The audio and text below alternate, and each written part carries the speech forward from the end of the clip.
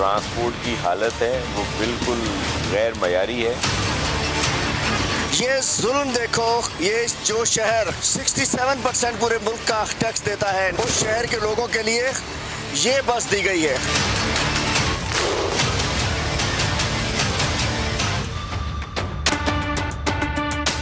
5.5 साल के बाद बिल आखिर था जिसका इंतजार वो शाहकार आ गया। ये है ग्रीन बस की ड्राइविंग सीट, जहां पर ड्राइवर के लिए भी एक उम्दा सीट मौजूद है। इसी ट्रैक पर वो बसें चलेंगी। हाइब्रिड है, इसके अलावा बैटरी भी जो है वो इसकी चार्ज होती है। पीडीए के बाद फिर ट्रेनिंग ड्राइवर से चलेगी। ट्रेनिंग जो होगी वो स्पेशल ट्रेनिंग होगी अकॉर्डिंग टू बस स्पेसिफिकेशन। तो जनाब आली बसेस आ गई हैं और कराची के लोग शायद अब सांस ले सकते हैं कि जिसका वादा किया गया वो अब पूरा होने जा रहा है। लेकिन अब प्रॉब्लम यह है कि कराची की जो सड़कों का हाल है और ग्रीन लाइन की सूरत में उम्मीद जागती तो आपने देख ली है। चीन से जो ख़रीदी गई 18 मीटर लंबी आर्टिकुलेटेड बसेस में 40 नशिस्तें हैं। बैक वक्त 150 अफराद इसमें सफ़र कर सकते हैं। बसेस से हम मज़ीद जानते हैं इससे मुतालिक समा के नुमाइंदे सलमान अहमद से। सलमान बताइए। इंतज़ार की घड़ियां ख़त्म हुई, ग्रीन बसें चीन से कराची पहुंच चुकी हैं। यकीनन आप जानना चाहते होंगे कि बस के अंदर का माहौल और इसमें सिस्टम क्या क्या मौजूद है, तो आइए आपको दिखाते हैं। इस बस में पहला दरवाज़ा ख़वातीन के लिए, दूसरा दरवाज़ा फैमिलीज़ के लिए है और तीसरा दरवाज़ा मर्द हजरात के लिए मुख्तस है। 18 मीटर इस लंबी आर्टिकुलेटेड इस बस में 40 नशिस्तें हैं, जबकि 110 मुसाफिर खड़े होकर सफ़र कर सकेंगे। बस में माजूर अफराद के दाखिले के लिए ख़ुद का रैंप बनाई गई है और फिर जब वो बस के अंदर दाखिल हो जाएंगे तो ये आप देख सकते हैं कि व्हील चेयर के लिए ख़ास जगह मुख्तस की गई है। अगर किसी लम्हे आपके मोबाइल की बैटरी डाउन हो जाए तो घबराने की ज़रूरत नहीं है, क्योंकि हर नशिस्त के साथ USB पोर्ट भी मौजूद है। मॉनिटरिंग के लिए हर बस में CCTV कैमरे भी मौजूद हैं। ड्राइवर के पास इस कदर सिस्टम देखकर अंदाज़ा लगाया जा सकता है कि ये बसें किस कदर जदीद हैं। ये बसें हाइब्रिड हैं, डीजल और बैटरी पर चलेंगी। अब शहरियों को इंतज़ार है तो बस उस दिन का कि जब ये बसें ग्रीन लाइन के ट्रैक पर आएँ और वो इस पर सफ़र कर सकें। कैमरामैन मरगूब हुसैन के साथ सलमान अहमद, समा, कराची। तो कराची, हम जब भी कराची की बात करते हैं यहाँ पर बहुत सारे मसले, लेकिन सबसे बड़ा मसला है इंफ्रास्ट्रक्चर का। सबसे बड़ा मसला ये भी समझा जाता है कि कराची की अवाम वो टूटी फूटी बसों में जैसे लटकते धक्के खाते सफ़र करते थे ना, तो अब अल्लाह अल्लाह करके ये जो उम्मीद है ना इनकी, ये उम्मीद बढ़ आई है। टूटी और फूटी तो फिर अब सही है। आपने सफ़र किया है? सफर किया? नहीं, मैंने सफर नहीं किया, हमने तो लेकिन लोगों के शिकवे जरूर सुने। तो मैं बताता हूँ आपको शिकवे। आप अंदर बैठे तो थोड़ी देर में बस भर जाती है, उसके बाद मजीद लोग भरते हैं। सीटों पे बैठे तो अगर कुछ थोड़े से लंबे लोग हैं तो उनकी टांगें फंसती हैं, उसमें से कीलें निकलती हैं जो घुटने में फंसती हैं। उसके बाद जब एक स्टॉप से दूसरे स्टॉप पे बस भर जाए तो उसके बाद भी वो बस नहीं करते, उसके बाद वो छतों पे चढ़ा देते हैं। और कई ऐसे हादसे भी हो चुके हैं, मतलब कि छत, मतलब कि सोचें आप, इतने सालों से कराची वाले इस अजाब में मुब्तला थे और इन बसों का कोई स्टॉप भी नहीं था। जो सबसे बड़ी बात है सिविक सेंस की, हमारी जो बसेस थी कराची में, जो कभी 1970 और 80 वाले बॉडी और बॉडी चेंज हो रही है, इंजन वही चल रहा है, जिससे माहौलियात को भी मसले मसाइल हैं और लोगों की जान को भी खतरा था। अब जाके कुछ सांस आई है कि जब ये चीज़ें कराची वालों के लिए जो सफ़र का मसला है ना, उसकी उम्मीद की किरण है ग्रीन लाइन मंसूबा। और मंसूबे के लिए बसेस का पहुंचना जो है वो बहुत बड़ी खुशखबरी है। इस आम पेशरफ्त पर बात करने के लिए हमें ज्वाइन किया है रहनुमा तहरीक इंसाफ हलीम आदिल शेख साहब ने। हलीम भाई बहुत शुक्रिया। बताइए, बसेस तो आ गई हैं, क्या कराची वाले इस बार यकीन कर लें कि मंसूबा नवंबर में शुरू हो जाएगा? देखिए, क्यों ना यकीन करें, बसेस आ गई है ना। कल हमने कोई 3D फिल्म तो नहीं दिखाई किसी को। एक हकीकत है, पोर्ट पर बसें मौजूद हैं। हमने कहा था, हम ट्रैक करते रहे, बताते रहे। ट्रैक भी आप देखिए कि तकरीबन 5 किलोमीटर का 20.5 किलोमीटर का ट्रैक भी कंप्लीट हो चुका है। इसमें 5-10% जो क्लोजिंग है इंशाल्लाह महीने के अंदर। फाइनल टचिंग जो होती है, जैसे घर तैयार होता है, खिड़की दरवाजे लगने होते हैं, बंदा कहता है तैयार कुछ नहीं हुआ, वो भी इंशाल्लाह वक्त पे हो रही है। मतलब रियलिटी है ना, कोई शराब नहीं है, कोई ख्वाब नहीं है, कोई सिंध हुकूमत की तरह दावे नहीं है इतनी आएंगी। भाई जितनी आएंगी वो पहुंच गई, बाकी भी पिछले जहाज में आ रही हैं। इंशाल्लाह ट्रैक कंप्लीट हो चुका है। उसके अलावा 20 से 22 स्टेशन जो है वो कंप्लीटेड। जब मैं कंप्लीटेड कहता हूँ तो उसकी फाइन ट्यूनिंग को ना रखिएगा। अच्छा। अल्टीमेटली आखिर में जो होता है फिनिशिंग जो है वो आखिर में ही होती है, सबसे आखिर में। गाड़ी मिस्त्री को भेजो तो आखिर में उसकी पॉलिश करते हैं। उसके अलावा command and control centre complete हो चुका फॉर ऑल लाइन, हमारी भी और इनकी भी, पीपल्स पार्टी वालों की भी। नुमाइश से अंडरपास जो है 30 सितंबर तक कंप्लीट हो जाएगा। ICS system NRTC completion 3 week अक्टूबर में ये कंप्लीट हो जाएगा। Security management security company hire हो चुकी है, उनके हवाले की जा चुकी है। बस ऑपरेटर्स ट्रेन हो चुके हैं और वो डाइवो के हवाले कर चुका है। डाइवो ने ट्रेनिंग स्टार्ट कर दी है। 40 बसें पहुंच चुकी हैं, 40 आ रही हैं। तकरीबन 25 अरब का प्रोजेक्ट था जो अल्हम्दुलिल्लाह मतलब रियलिटी है ना जी, नजर आ रही है। इंशाल्लाह आपको ग्राउंड पर अगले महीने से अक्टूबर में हम आप चलेंगे, शो करेंगे मॉर्निंग शो के अंदर। आपका समा का शो बड़ा मकबूल है। इंशाल्लाह आपसे उम्मीद रखता हूँ कि पहला शो आप इंशाल्लाह अक्टूबर में बुक कर लीजिए। इंशाल्लाह बस ये ऑनर बुक हो गया है और आप हमारे साथ मौजूद होंगे। हलीम भाई हम तो 2 दिन बाद ही आपके साथ जाने का प्लान किया हुआ है हमने करना ये है कि आपके साथ जाना, क्योंकि आपने भी वो बसें चलाई हैं जिसमें हमारी जवानियां लुट गई जिन बसों में, तो हमने पहले उन बस में जाना है और फिर इस बस में भी जाना है, तकाबुल करना है। तो इसके लिए आप नवंबर तक नहीं खेचे हैं। असल भाई इंश्योरेंस करा लीजिएगा अमाउंट में चलने से पहले। बिल्कुल हलीम साहब, मैं यही आपसे पूछने लगी थी कि कल आप जो है हमने देखा भी कि ये जो खस्ता हाल बसें थी जिनके बारे में अगर मैं ये कहूँ कि कराची वाले तो बेचारे ऐसे सफर कर रहे थे जैसे मौत का सफर करें तो गलत नहीं होगा। तो प्लीज मुझे ये बताएं कि क्या महसूस किया आपने ये खस्ता हाल बसें जिसमें सफर करना और फिर एक अजाब से कराची वाले गुजर के इस मंजिल तक पहुंचे हैं। तो प्लीज जरा अपना एक्सपीरियंस आप शेयर करें। देखिए मैं इन्हीं बसेस में चढ़ के, हम अलीर में रहते थे, नेशनल कॉलेज में मेरा कॉलेज था, नेशनल कॉलेज में मैं P1 बस में आया करता था। उसके बाद KTC में भी हमने सफर किया है, SRTC में भी हमने सफर किया है। इस शहर में सारा कुछ था। जिस अंदाज से माशरियन में तरक्की होती रही, पीपल्स पार्टी मजीद एक्शन में आती रही, मतलब जिस तरीके से बिलावल भुट्टो जवान होते रहे, बस हमारी तबाह होती रही, बस सिस्टम कराची की। बाकी तो अलग बात है। मैं कहना चाहता हूँ कल जो बसेज हमने दिखाई हैं, अफसोसनाक सूरत हाल है कि 13 साल में 1161 अरब पीपल्स पार्टी ने ट्रांसपोर्ट डिपार्टमेंट के ऊपर बजट था। पिछले 13 साल में 1161 अरब रुपए का, और पिछले साल 2021 में था 3 अरब 11 करोड़। इसी तरीके से वो चलता। इस दौरान मुख्तलिफ अदवार में इन्होंने ऑरेंज लाइन, वो तो आपको पता है कि ऑरेंज लाइन बसें हमसे मंगवाई, वो तो आ जाएंगी इंशाल्लाह, क्योंकि उसका इन्होंने जिसको SIDCL जिसको ये कहते हैं ईस्ट इंडिया कंपनी है, SIDCL के जरिए से गवर्नमेंट ने अपनी मंगवाई है।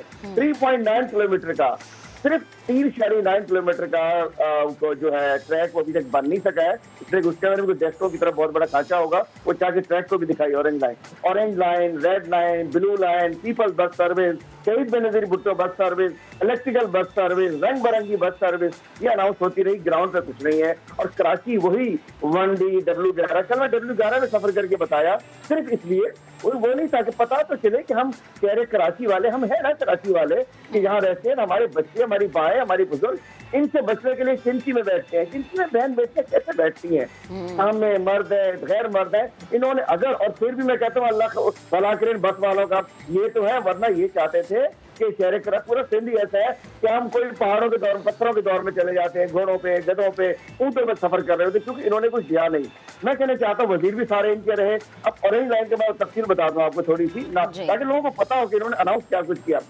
इसके ऊपर 11 जून 2016 को स्टार्ट हुआ, और इसमें ऑरेंज लाइन का इसके अंदर 5 साल गुजरने के बावजूद तकरीबन 1.14 अरब का ये प्रोजेक्ट था। अभी तक सिर्फ 1 अरब रुपए का प्रोजेक्ट कंप्लीट नहीं कर सके। रेड लाइन मनीर हाल से नुमाइश तक भी ऐलान किया हुआ था। 27 किलोमीटर की तवील राहदारी की रोड थी, 74 अरब 74 बिलियन खर्च होने थे। कहीं रेड लाइन आपको नजर नहीं आई। येलो लाइन ट्रांसपोर्ट मंसूबा, ये 104 नई बसें चलानी थी, इसके लिए 2016 में वायदा हुआ था। 30% गवर्नमेंट ने करनी थी, वो भी नहीं हुई। 1000 बसों का मंसूबा था, 2019 में कोरिया से किया था, वो भी नजर नहीं आई। उसके अलावा लाड़काना और चंबल शहजादपुर के लिए पीपल्स बस सर्विस स्टार्ट की थी, वो भी नहीं आई। शहीद बेनजीर भुट्टो स्कीम 600 बसों का मंसूबा, वो भी नहीं आया। तो मैं कहना चाहता हूँ आज सिंध के लोग इस बुरे हाल में, पूरे सिंध में जाइए और इन्होंने 1161 अरब खर्च करने के बावजूद यही बसें, ये W11 बिल्कुल यही बची। अच्छा हलीम भाई, मैं इनकी भी जरा बात करना चाह रहा था, क्योंकि आपको याद है इससे पहले भी इस तरह की बसेस आई थी, हाइब्रिड वाली तो नहीं बट स्टिल बड़ी बसेस आई थी कराची में, बड़ा मसला उससे हल हुआ था, लेकिन उसका एंड जो है ना वो बड़ा भयानक हुआ। टायर अलग, बॉडी अलग और बाकी तो सब स्क्रैप में चला गया। तो अब आप इस बात को भी तो मानेंगे ना कि ये भी एक माफिया है, ये जो मिनी बसेस माफिया, ये भी माफिया है। तो क्या इंश्योर करेंगे आपके ये वाला जो मंसूबा आ रहा है वो इस माफिया के हत्थे ना चढ़ जाए? आप सही करवा रहे हैं। बसें आई थी 2007 में, 2008 में भुट्टो जिंदा हो गया। फिर माफिया को काउंटर करती हैं हुकूमतें, इदारे। माफिया होती हैं, अगर माफिया का हिस्सा बन जाए तो फिर वही होगा कि 2008-10 में उन्होंने बेच दी कबाड़ के अंदर। अगर उस माफिया को हम सरकलम करें उसका, तो वो जो बसें 2007 में आई थी वो बसें बढ़नी चाहिए थी। दुनिया जहान में चल सकती है, हमारे क्यों नहीं? वो कबाड़ में बेच दी गई।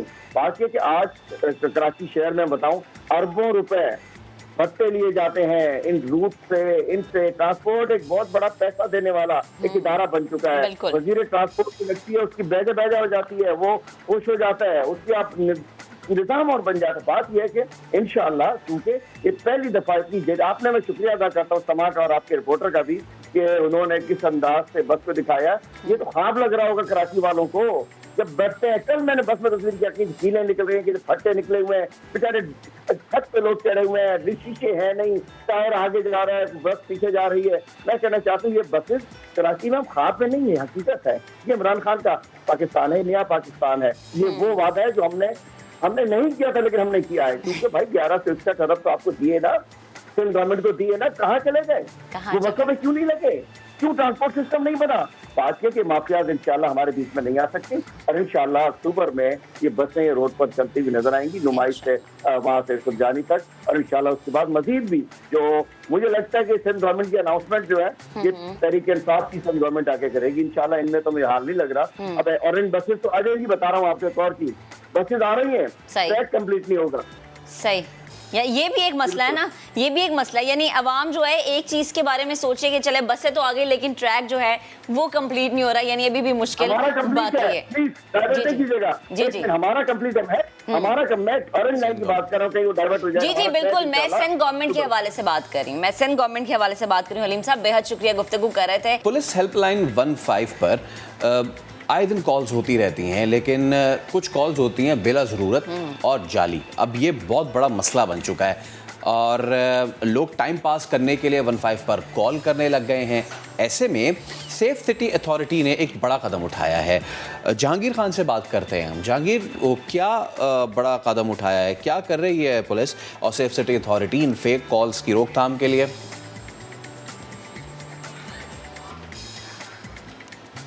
पुलिस हेल्पलाइन जो 15 है उसमें बहुत ज़्यादा लोगों की जो ऐसी कॉल्स आ रही हैं जो फेक हैं और टाइम पास करने के लिए कॉल्स करते हैं, और ऑब्वियसली वो बहुत प्रेशियस टाइम वेस्ट करते हैं, क्योंकि हो सकता है कि कहीं किसी को बहुत ज़्यादा अशद ज़रूरत हो और आपकी कॉल जो है उसके चक्कर में एक ज़रूरतमंद की कॉल जो है वो कनेक्ट ना हो पा रही हो। तो जहांगीर हमारे साथ मौजूद है। जी जहांगीर।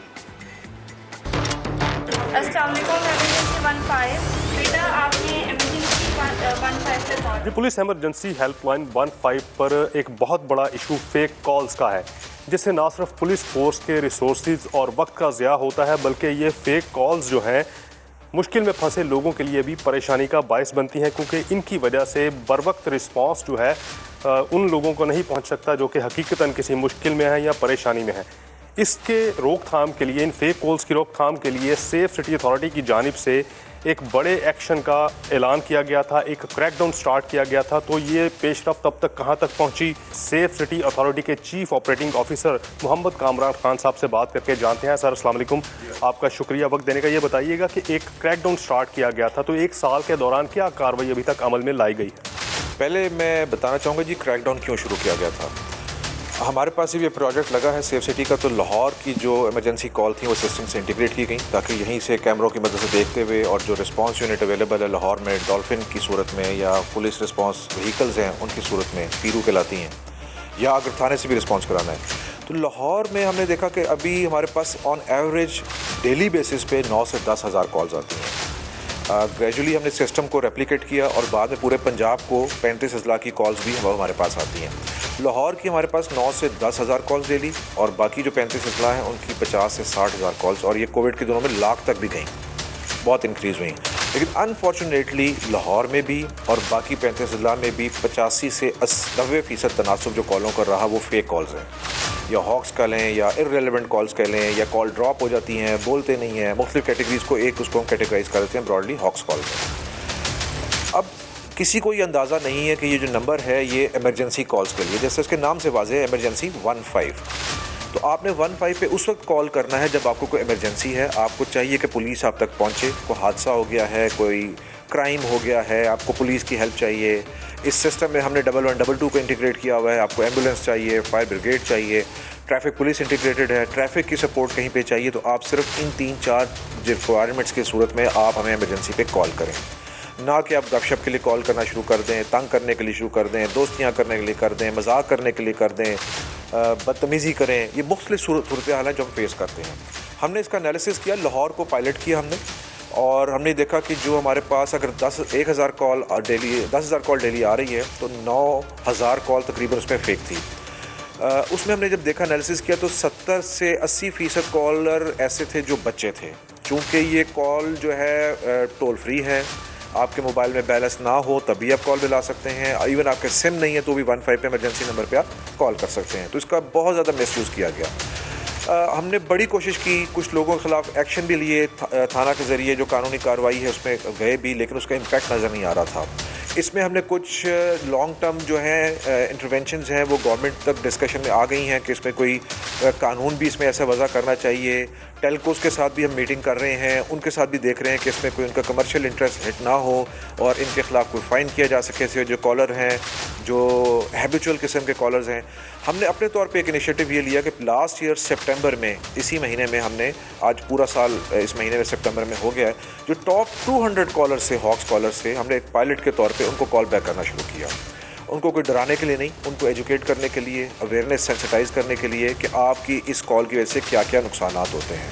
नुकसानात क्या होते हैं कि जब इतनी बड़ी तादाद में कॉल्स आती हैं तो आपकी जो, अगर वक्त फ़र्ज़ करें कि एक वक्त में 50-60 कॉलर आपको कॉल कर रहे हैं किसी टाइम में, जो पीक टाइम होता है, इससे 100 कॉल्स भी एक टाइम में, आप वसाइल लिमिटेड हैं। ये नहीं है कि हर कॉल के लिए 100 बंदे हैं, 1000 बंदा बिठा देंगे। आपके 50-60 लोग बैठे होते हैं जिन कॉल्स को सुन रहे होते हैं। अगर कॉल्स की बहुत ज़्यादा बढ़ जाए तो कॉल क्यू में लग जाती हैं। आप एक वक्त में लेट से 20 कॉल्स अटेंड कर रहे हैं और कॉलें 50 आ रही हैं, तो बाकी 30 जो है पहली 20 अटेंड हो जाएंगी जो लाइन में है, और अगली 30 क्यू में लग जाएंगी। जैसे एक कॉल आप ख़त्म करेंगे, अगली कॉल को कनेक्ट करेंगे। बट अगर आपको कॉलर तंग कर रहे हैं तो आपको उस तंग करने में भी, कुछ का कॉलर को तो जल्दी पता लग जाता है, कुछ 20-30 सेकंड ज़ाया करा के आपको कॉल पता लगता है, हॉक्स कॉल, आप उसको ड्रॉप करते हैं। तो इन द मीन टाइम जो कॉल क्यू में थी वो भी आप देखें, किसी को कॉल करें किसी नंबर पे, मैं अगर आपको कॉल करूँ और आप अटेंड नहीं कर रहे तो 10-15 सेकंड बेलें होंगी, उसके बाद कॉल ड्रॉप हो जाती है ऑटोमेटिकली। तो वही इस सिस्टम में भी होता है कि वो लोगों की कॉलें ड्रॉप हो जाती हैं। क्यू में हो सकता है वो बिल्कुल 21वें 22वें नंबर पे वेट में हो, और जब ड्रॉप हुई है तो अगली दफ़ा 50वें नंबर पे चले जाएं और वाकई उनको कोई इमरजेंसी हो।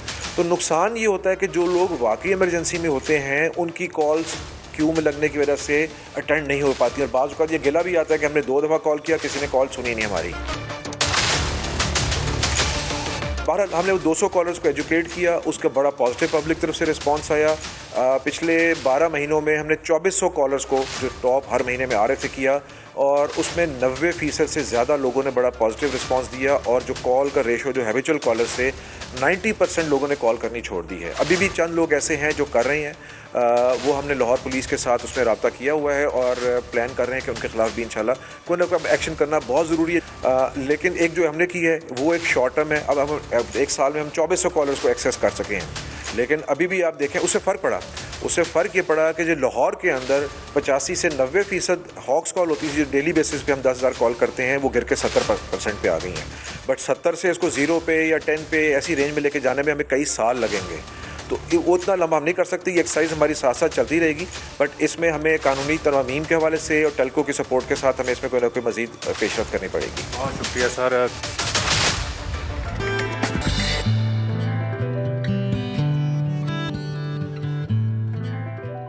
सब ने अक्सर देखा होगा कि सड़क किनारे मुख्तलिफ इलाकों में, बल्कि अब तो हर जगह पर हम देखते हैं कि मोटरसाइकिल की मरम्मत करने वाले मैकेनिक बैठे होते हैं। अनगिनत लोग उन उस्तादों से अपनी बाइक सही करवाते हैं। पास से गुजरने वालों के लिए वो मंजर आम सा लगता है, लेकिन एक सेकंड के लिए कैमरे के उस पार जो लोग बैठे हैं वो जरा ये सोचें कि अगर आपकी मोटरसाइकिल ख़राब हो जाए, सुबह दफ्तर जा रहे हैं, वापस आ रहे हैं, मोटरसाइकिल ख़राब हो गई और आपके करीब मौजूद वो मैकेनिक जिससे आपने अपनी बाइक ठीक करवानी है वो मर्द नहीं बल्कि खातून है, तो क्या होगा? दिल में पहला सवाल क्या आएगा? कराची में हिम्मत और मेहनत की शानदार मिसाल जमीला बीबी की मैं बात करने जा रही हूँ, जिन्होंने किसी के आगे हाथ नहीं फैलाए, मेहनत को जारी रखा, ये सोचा कि मेहनत में अजमत है और हाथ फैलाने के बजाय मैकेनिक बनने को तरजीह दी। 100 मर्दों के दरमियान खड़े होकर काम करने को तरजीह दी, शौहर के काम को जारी रखने की तरजीह दी। फैसल रंचोड़ लाइन गए और खातून से उन्होंने मुलाकात की। जमीला बीबी का क्या कहना था, क्या अल्फाज थे उनके और किस तरह से उन्होंने ये काम शुरू किया, सीखा और किन किन मजबूरियों से वो भी गुजरी हैं, ये गुफ्तगू आपको दिखाते हैं। टायर में पंक्चर लगाना, चेन उतर जाए तो उसको ठीक करना या फिर ऑयल चेंज करना, ये सारे काम मर्दों के समझे जाते हैं। लेकिन आज जहां हम आए हैं ये कराची का पुराना इलाका रंचोड़ लाइन और रंचोड़ लाइन का लक्ष्मी चौक, यहाँ एक खातून ये सारे काम कर रही हैं। जमीला बीवी से आपकी मुलाकात करवाते हैं और उनसे जानने की कोशिश करते हैं कि वो ये काम कब से कर रही हैं और माशरे का रवैया उनकी तरफ कैसा है। जमीला बीबी से हम बात करते हैं। अम्मा अस्सलाम वालेकुम। वालेकुम अस्सलाम। अम्मा ये बताएं कि कितने अरसा हो गया आपको ये काम करते हुए? मुझे 35 साल हो गए। 35 साल से आप यहीं पे बैठ के काम कर रहे हैं? जी हाँ। आपने तो कराची को कितना बदलते हुए देखा होगा। कराची को बदलते हुए देखा, अपने आप को ही बदल दिया। घर से निकल के आप सड़क पे बैठ के ऑयल चेंज करने लगी, ये ज़िंदगी में तब्दीली कैसे आई? ये ज़िंदगी की तब्दीली कुछ अपनों ने दे दी, कुछ वक्त ने दे दी, कुछ हालात ने दे दी। लोग देख के फ़ख्र भी करते हैं? जी हाँ, अल्लाह का शुक्र है। लोग आते हैं, 35 साल से ये काम करती है। 65 साल पुराना ठिया है मेरा, मरूम शोहर की निशानी है। पहले वो करते थे। 6 लेबर काम करती थी, रोज़ का 200-150 लीटर 180 लीटर माल सप्लाई होता था।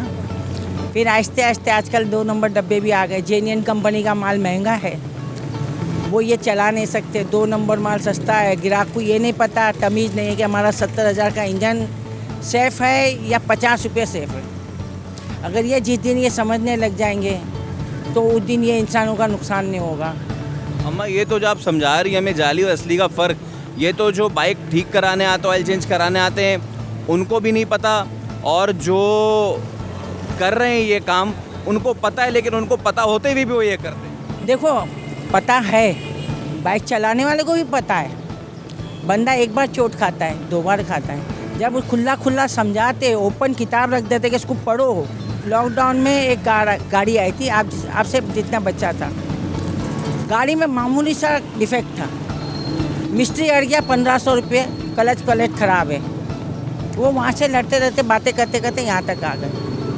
वो बोला मैं 1500 से कम नहीं। वो बेचारा बोलता 1000 ले ले, मेरे पास नहीं। बोला बेटा क्या मसला है? बोलता 1500 मांगता। मैंने बोला आगे चले जा, इसमें क्लच प्लेट का मसला नहीं है, किसी और को दिखा, तुझे फ़र्क पड़ेगा। वो आगे गया, उसको कोई बंदा अच्छा मिल गया, 100 रुपये में काम हुआ। कहाँ 1500 और कहाँ 100? लोग आते हैं, आप उनको बताते हैं, वो हैरान होते हैं कि उनका कैसा रिएक्शन होता है, क्योंकि हमारे माशरे में तो ऐसा है ना कि भाई ये तो काम मर्द का है। अभी औरत को बाइक का स्प्रिंग, बाइक का ऑयल, ये सब कैसे पता? देखो बेटा, वक्त होता है ना इंसान के पास, और हालात है ना, उसको हर चीज़ आहिस्ते आहिस्ते सिखा। हालांकि इस फील्ड की मुझे ABCD नहीं पता बेटा, ईमानदारी की बात है। मैं हाउसवाइफ थी, मैंने कभी नहीं देखा था, ना मैंने सोचा था कि मेरे साथ ये वाक़या होगा। मगर मैं जब मार्केट में आई, मेरी दुकान छीन गई थी, नौकरों ने कब्जा कर लिया, सब कुछ हो गया। मेरा मासूम बच्चे को भी हटा दिया था जो फौत हो चुका है। वो भी एकदम सीधी गाय था, उसमें भी इतना कॉन्फिडेंस नहीं था कि मैं 2 चमाट किसी को मारूं। जब मैं मार्केट में आया, मैं देखती थी, मैंने बच्चे से कहा, मैंने बोला तुम जानते हो? बोला माँ थोड़ा बहुत। बोला करो, कोशिश करो, लगो। 1-2 बार नौकरों ने कहा हम नहीं आएंगे तो भूखे मरोगे। बोला इस चैलेंज का जवाब तो मैं इंशाल्लाह दूंगी। मैं पीछे नहीं देखती क्या होगा, मैं आगे देखती हूँ कि मैं तूफ़ान में तो निकलूँगी कैसे। अल्लाह का शुक्र है, मैं देखते देखते फिर मैंने सीख लिया। क्या कुछ गुजरा 35 साल में? शौहर कब फौत हुए, क्या बीमारी थी, बच्चा, उस ये सब ज़रा हमें। शौहर मेरे फौत हुए, इनको कैंसर था। इनका बाईपास भी करवाया। जब इनकी बीमारी डिक्लेयर हुई तो मैं रिश्तेदारों में गई, उसके भी गए, मेरे में भी गई कि भाई ये मसला है। मुझे पैसों की ज़रूरत नहीं थी, सिर्फ एक मशवरे की अकेली औरत थी, कोई मेरे पास आगे पीछे नहीं था। मुझे सीधा जवाब एक ही मिला, अपना बोझ खुद उठाओ, अपना काम खुद करो, किसी को परेशान ना करो। उस वक्त मैंने आसमान की तरफ मुंह उठा के कहा, अल्लाह तूने तूफ़ान में कश्ती छोड़ना है ना, छोड़, वो मेरा जिगरा और मेरा दिल और दिमाग इतना बड़ा कर दे कि मैं किसी से ना डरूं, सिर्फ तेरे से। अभी मैं माजूर थी तो भी मैं आती थी, मुझे ऐसा किसी ने बांध दिया था, मेरा आधा जिस्म पत्थर था, मगर मैं वॉकर से जंप मारते मारते जानवर की तरह आती थी, गिरती थी, पड़ती थी, तो मैं अपनी ड्यूटी पूरी करती थी। डॉक्टर ने जवाब दे दिया, व्हील चेयर पर बैठो, आपका काम नहीं है। अम्मा घर में कौन कौन है आपके? बेटा अभी तो मेरी बेवा बहू है, मेरी 3 पोती है, 1 पोता है और मैं हूँ। अम्मा घर का चल जाता है मामला? बस अल्लाह ताला चला देता है बेटा, जितना सब्र शुक्र से अल्लाह दे देता। कभी नहीं होता तो यहाँ वहाँ से कर्ज उठा के भी कर लेते हैं। अम्मा 35 साल आपने कराची के इस पुराने इलाके में गुजार दिए अपनी ज़िंदगी के, लोगों को आप क्या पैगाम देंगे, ख़ास तौर पे उनको जिनके नज़दीक पहली बात तो ये कि औरत जो है वो कमज़ोर है और वो कुछ नहीं कर सकती? औरत कमज़ोर नहीं है, औरत अगर खुद को मजबूत बना ले तो कभी कमज़ोर नहीं है। अभी उस पर डिपेंड बनता है कि वो घर में बैठ के खाना चाहती है, मेहनत करना चाहती है। और हमें ये भी मुझे बताएं कि आपका घर कितना बड़ा है, कितने कमरे का है, जितना आप कमाते हो बिल कितना आता है? बेटा कमाते तो अल्लाह जो दाल रोटी देता है, हवाई रोजी है, चल जाता है, माँ बच्चे खा लेते, जो अल्लाह रब रोटी देता है। रहा बिल का सवाल, मेरा बच्चा बहुत बीमार था, उसको आए दिन डायलिसिस में था, ब्लड ज़रूरत होती थी, नहीं कर सकते थे, जो ब्लड देता था खर्चा भी लेता था, जाए जो कोई फ्री में काम नहीं करता है, कितनी भी जान पहचान हो हर कोई अपना। तो उसके अंदर फिर काम भी हमारा सर्दी में बहुत ठंडा हो जाता, क्योंकि मेरी एक फितरत है कि गाड़ी अगर गर्म नहीं होती है, ऑयल सही है तो मैं बदली नहीं करती हूँ। वो रोज़ा हमें वो पैसा फलता नहीं है तो मैं मना कर देती हूँ, भाई अभी चलाओ। सर्दी में हमारे पास वसील नहीं होते इतना, हम जला देते, अल्लाह पाक इज़्ज़त रखता है। तो वो बिल मेरा जो चढ़ा हुआ था उसको अभी मैंने क्लियर करना है, वो है 76,000 का। अब मेरे को केसी वालों से बात की, उन्होंने बोला 32,000 दे दो आप। अब मैं जफ़र जो जेडी है उनसे भी की कॉल, मगर उनसे कोई रब्ता नहीं हुआ, उनके बंदे से बात हुई, बोले आ रही नहीं, कुछ बिजी है। बहरहाल अभी अल्लाह पे छोड़ा है, देखती हूँ। जफ़र भाई से तो हम बात कर लेंगे। आखिर में मुझे ये बताएं अम्मा, ये 35 साल, आपके अभी 36वां लग गया साल, ये आप जो है ना इस वक्त बिल्कुल जिसको कहते हैं अंग्रेज़ी में आयरन लेडी, ये लोहे वाली औरत, वो बन के बैठे हो। लेकिन कभी तो ऐसा एक मौका आया होगा जब आपने ऊपर आसमान पे उठा के सर कहा होगा, अल्लाह मियाँ मैं क्यों, कभी तो आँख से ऐसा आंसू निकला होगा? नहीं, होता है कभी कभार, दिल भर जाता है, क्योंकि दुनिया है, बच्चे हैं, हम हर चीज़ देखते हैं। मगर कभी कभी फिर ये होता है कि या अल्लाह अगर तू इस बात पे राज़ी है तो मुझे तेरे से शिकायत करने का भी कोई इख्तियार नहीं है। हो सकता है यहाँ तू मेरे को क्या चाहता है, वहाँ मेरी इससे अच्छी कर दे। मगर एक बार से खुश नसीब हूँ कि उसने मुझे इस हालत में, इस कंडीशन में मदीना दिखाया, जो कि मुझे तसव्वुर भी नहीं था। सिर्फ मेरे जेब में 200 रुपये, और मैं सोच भी नहीं सकती थी कि मैं मदीना देखूंगी। खाली मजाक मजाक में पासपोर्ट दिया और मेरे रब ने मुझे मदीना दिखाया। मैं खुद आज दिन तक परेशान हूँ। परवेज़ भाई पहली बार आए ऑयल चेंज कराने? आते रहते हैं? मैं आता रहता हूँ इधर से, और जब मेरा रुआ आया था, मैं जब से देख रहा हूँ ये बहुत मेहनती और ईमानदार औरत हैं, और ये ईमानदारी से अपनी रोज़ी कमाती हैं। मेरे को हैरत होती है कि हमारे MP MNA इनकी तरह तवज्जो नहीं देते, कि वो बेचारी धूप में बैठी हुई ऑयल बेच रही है, इसकी रोज़ी रोटी, इसका कोई पक्की दुकान का कोई इंतज़ाम करें। बिलाल भाई जब यहाँ पे आए आपने देखा कि इतनी मोमर खातून है वो ये काम कर रही हैं, तो कैसा महसूस? मुझे बहुत अच्छा महसूस हुआ। Male dominated society and everything, मगर वो आराम से अपना काम कर रही है एंड एवरीथिंग, एंड माशाल्लाह शी इज़ थ्राइविंग, तो बड़ी खुशी हुई। हम देखते हैं कि ये काम तो मर्दों के करने के हैं ना, तो ऐसे में जब एक खातून को आप करते हुए देखते हैं तो कैसा लगता है? देखें, ये तो बंदे आने वाले की सोच के ऊपर डिपेंड करता है कि वो किस तरह सोचता है। हम ये अच्छा समझते हैं कि भाई एक बुज़ुर्ग लेडी हैं और काम कर रही हैं, और अच्छा काम कर रही हैं, मेहनत कर रही हैं। मर्दों के माशरे में तन्हे तन्हा एक खातून यहाँ बैठी हैं, अगर आप चारों तरफ नज़र घुमाएं तो आपको इक्का दुक्का खातून नज़र आएंगी कि जो अपने घर में किसी काम से निकली हैं। ऐसे में जमीला बीबी जो हैं वो यहाँ पे इस माशरे के बीच में बैठ के ना सिर्फ ये कि रोज़ी रोटी कमा रही हैं, बल्कि मेहनत कर रही हैं और उन तमाम तर लोगों को मुँह तोड़ जवाब दे रही हैं जो ये कहते हैं कि औरत जो है वो मर्दों की शाना बशाना नहीं है। तो आपने देखा कि किस तरीके से जिन्होंने हिम्मत करनी होती है वो अल्लाह से शिकवा नहीं करते, बल्कि हर उसकी मर्ज़ी में राज़ी रहते हैं, और ऐसी एक मिसाल ये जमीला बीवी थी। और अभी एक मर्जी और भी है ब्रेक लेने की, तो अभी ब्रेक लेते हैं। आपकी मर्ज़ी है, आपकी मर्ज़ी ले। ब्रेक के बाद वापस आएंगे, हमारे साथ रहिएगा।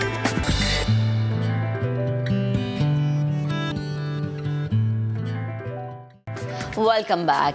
बच्चे सबके सांझे होते हैं, उनकी बेहतर तरबियत, तहफ़्फ़ुज़ की फ़िक्र सबको लाहक होती है, लेकिन बदकिस्मती से अब हमारे मुआशरे का जो रवैया में बहुत अफसोस के साथ कहना पड़ता है कि कुछ लोग ऐसे हैं हमारे मुआशरे में जो उनका इस्तेहसाल करते हैं, जिसकी रोकथाम के लिए ना सिर्फ हुकूमती सतह पर बल्कि मुख्तलिफ इदारे और स्पेशली हमारे स्टार्स जो हैं वो अब हमें सरगर्म नज़र आते हैं। इन्हीं कोशिशों में एक बड़ी पेशरफ्त ये हुई है कि बच्चों के तहफ़्फ़ुज़ के कौमी इदारे national commission on the rights of child ने अदाकार और मेज़बान एहसन खान को सफ़ीर मुकर्रर किया है। एहसन खान इदारे के साथ मिलकर बच्चों पर तशद्दुद से मुताल्लिक शऊर को उजागर करेंगे। बच्चों के तहफ़्फ़ुज़ के सफ़ीर मुकर्रर होने पर एहसन खान को कई नामवर फ़नकारों और सियासतदानों समेत मुख्तलिफ शोबों से वाबस्ता अफराद मुबारकबाद दे चुके हैं। तो एहसन ने हमें ज्वाइन कर लिया प्रोग्राम में, उनसे हम गुफ्तगू का आगाज़ करते हैं। अस्सलाम वालेकुम एहसन, गुड मॉर्निंग। सबसे पहले तो बहुत मुबारक हो जो ये खैर सगाली सफ़ीर मुकर्रर हुए हैं आप, और यकीनन ये एक बहुत बड़ी ज़िम्मेदारी भी होती है कि अगर आपको सफ़ीर मुकर्रर किया गया है तो आपने काम और ये एक भारी ज़िम्मेदारी जो कांधों पर उठा ली, इसको बेहसन तरीके से निभाना है। ये बताएं कि बच्चों के तहफ़्फ़ुज़ के लिए किस तरह किरदार अदा करेंगे आप? थैंक यू वेरी मच, बहुत शुक्रिया। और I am glad, I am honestly humbled कि मुझे ये मौका मिला कि मैं अवेयरनेस क्रिएट करने के लिए, इस बात को फैलाने के लिए, बच्चों के हकूक़ के लिए बात कर सकूं। मैं यहाँ पे सबसे पहले हमारी जो national commission on childs right जो है, on the rights of child, इनको मैं मुबारकबाद देना चाहूँगा सबसे पहले कि ये इतना बढ़ चढ़ के काम कर रहे हैं बच्चों के तहफ़्फ़ुज़ के लिए, क्योंकि ये इदारे बनते ही इसलिए हैं ताकि जो भी बच्चों के राइट्स हैं पहले उनको मालूम हो कि क्या राइट्स हैं, उनके बारे में डिस्कशन हो, उसके साथ साथ उसकी अवेयरनेस क्रिएट हो। तो जब तक बच्चों को और तमाम लोगों को उनके हकूक़ मालूम नहीं होंगे तब तक वो अपने हक़ लेना भी नहीं जान सकते। यानी आपको अगर अपना हक़ ही नहीं मालूम तो आप लेंगे कैसे वो हक़? तो ये अवेयरनेस क्रिएट करना बहुत ज़रूरी है। और मैं यहाँ पे अफशां साहिबा का बहुत शुक्रिया अदा करना चाहूँगा, सीमा साहिबा का शुक्रिया अदा करना चाहूँगा for choosing and selecting me the ambassador, the goodwill ambassador. जहाँ तक बच्चों के लिए किस तरह से हम काम करेंगे, सबसे पहले तो लोगों की अटेंशन लेना इस बात पे बहुत लाजमी है कि बच्चे जो हैं वो हमारा फ्यूचर हैं।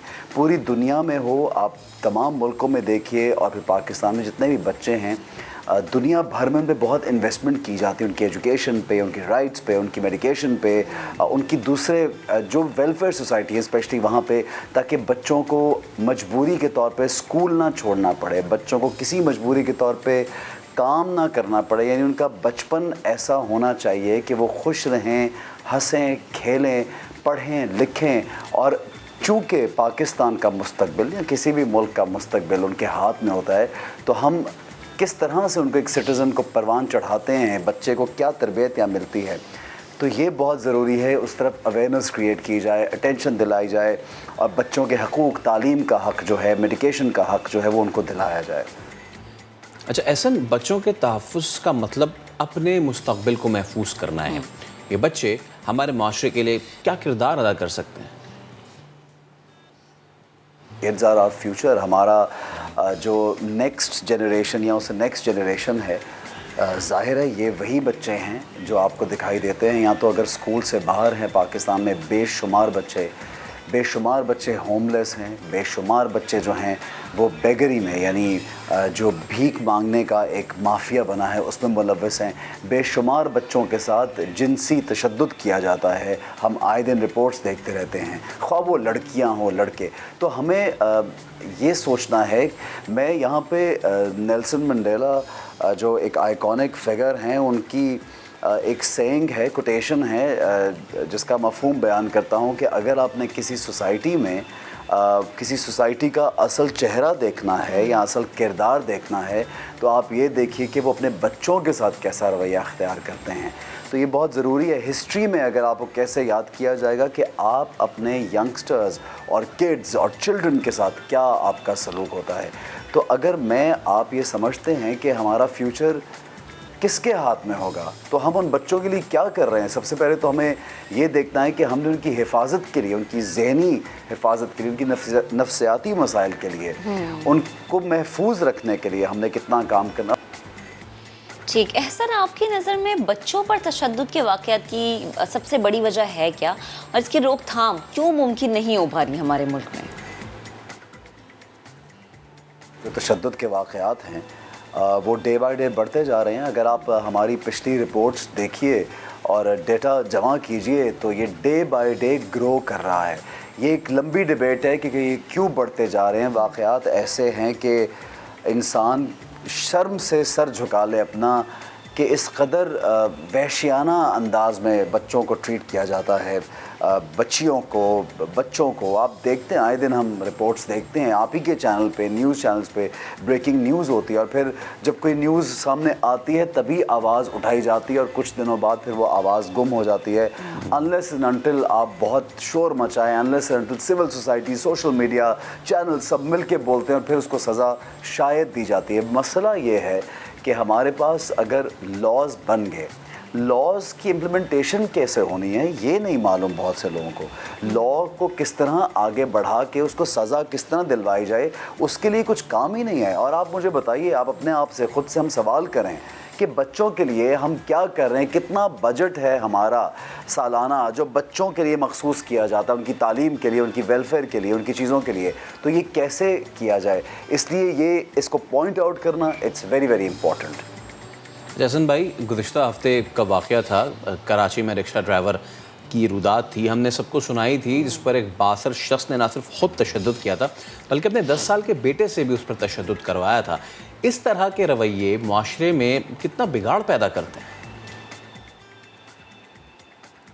देखिए, जब हम कोई भी मसला आता है हम उसको अक्सर हमारी ये कोशिश होती है कि किसी और पे डाल दिया जाए। हुकूमत पे डाल दो, हुकूमत ने ये नहीं किया, उसने ये नहीं किया, वो ज़िम्मेदार था, उसने ये नहीं किया। ये तो हमारी और आपकी ज़िम्मेदारी है। मैं एक कहावत पढ़ रहा था कि तालीम की कमी को तरबियत पूरा कर सकती है, लेकिन तरबियत के शगाफ को कोई दुनिया की तालीम पूरा नहीं कर सकती, उसको नहीं भर सकती। तो अगर हम कुछ कम तालीम याफ्ता हो अगर इंसान, लेकिन अगर घर से तरबियत अच्छी नहीं है तो वो कभी एक अच्छा सिटीज़न नहीं बनता। तो ये तो मेरी, आपकी, हम सबकी घरों में पर्सनल ज़िम्मेदारी है कि हमारे जो बड़े हैं और हम बच्चों को कहाँ लेके जा रहे हैं, क्या तरबियत दे रहे हैं, क्या सिखा रहे हैं, ये तो पेरेंट्स को सबसे पहले सोचना है। सबसे बड़ा मसला यही है कि आप घर से ही तरबियत नहीं मिलती। आप आजकल देखते हैं कि लोग, जिस तरह हमेशा बात होती है कि गेमिंग में लगा दिया, फ़ोन पकड़ा दिया, कुछ भी करा दिया, गलत काम हो गया, ख़ुद गलत काम कर रहे हैं, ख़ुद झूठ बोल रहे हैं, बच्चे वही पिक कर रहे हैं, वही सीख रहे हैं। तो सबसे पहले तो घर से तरबियत बहुत ज़रूरी है। और इस तरह के वाक़यात जहाँ कहीं पे भी हो दुनिया भर में, कि उनको कंडेम करना चाहिए हमेशा। बिल्कुल दुरुस्त आप कह रहे हैं। और तरबियत की जब बात होती है ना, तो तरबियत का आगाज़ हमेशा घर से ही होता है। आपको क्या लगता है कि घरों, तदरीसी इदारों में बच्चों की परवरिश, उनकी तरबियत का क्या तरीक़ाकार होना चाहिए? ऐसी कौन सी सरगर्मियाँ अपनानी चाहिए ताकि एक बच्चे को फ़र्क पता चल सके कि तशद्दुद और प्यार दो अलग अलग चीज़ें, इसमें फ़र्क ही है? देखें जी, एक तो सबसे पहली चीज़, अगर कोई गुनहगार है, अगर किसी ने कोई गलत काम किया है किसी भी बच्चे के साथ या किसी के साथ, उसको सज़ा मिले। अगर सज़ा मिलनी शुरू होगी तो लोग डर के काम गलत कम करेंगे। Number 1, law and order, it's very very important. Implementation of law is very very important. उसके बाद हमारे तालीमी निज़ाम में, ज़ाहिर तालीम की डिग्री लेने के लिए बच्चे सारा दिन हर वक्त बहुत मेहनत करते हैं, लेकिन तरबियत की मुझे ऐसा लगता है कि तरबियत, education, awareness is very important, specially how to protect yourself, how to stay busy. आप स्पोर्ट्स ग्राउंड होनी चाहिए मैक्सिमम, बच्चों को बिजी रहना चाहिए, एक्स्ट्रा एक्टिविटीज़ में रहना चाहिए, बहुत इंटरेस्ट लेना चाहिए दूसरे कामों में। अगर बच्चा जो है वो खुशहाल रहे, खेले कूदे, पढ़े लिखे, किताब को अपना दोस्त बनाए, अच्छी बातें सीखे स्कूल से भी, उसके साथ तालीम भी हासिल करे, तो यकीनन एटीट्यूड में, रवैयों में चेंज आएगा। लेकिन ये सिर्फ कहने की बात रह जाती है, इस पे हमें प्रैक्टिकली कुछ करना होगा। जैसन भाई, आपकी मौजूदगी का फ़ायदा उठाते हुए ये भी हम जानना चाहेंगे कि अभी आप किन प्रोजेक्ट्स पे काम कर रहे हैं और क्या एहसन खान की जल्द कोई फिल्म आने वाली है? जी हाँ, बहुत शुक्रिया आप लोगों का। फिल्म्स मैंने 2 फिल्में मेरी मुकम्मल हैं सिनेमा, और इंशाल्लाह जब खुलेंगे तो हम देखेंगे। यासिर नवाज़ की एक फ़िल्म है चक्कर जिसका नाम है, वो मुकम्मल है। उसके अलावा अमीन इकबाल रहबरा जिसका नाम है, वो भी मुकम्मल है। कुछ 1-2 टेलीविज़न प्लेज़ में मैं आजकल शूट करा रहा हूँ। उसके अलावा साथ साथ एक शो मेरा time out with Ehsan Khan, सब लोग देख रहे हैं, उसको पसंद कर रहे हैं। आप जाते जाते मैं आप लोगों का बहुत शुक्रिया अदा करना चाहूँगा, और ये चाहूँगा कि जो हमारा पैगाम है चाइल्ड प्रोटेक्शन का, वो उसको आम ज़रूर कीजिएगा। Thank you very much. ठीक है हसन, बेहद शुक्रिया गुफ्तगू करने के लिए, और बड़ा इंतज़ार है हमें अब उस फिल्म का भी।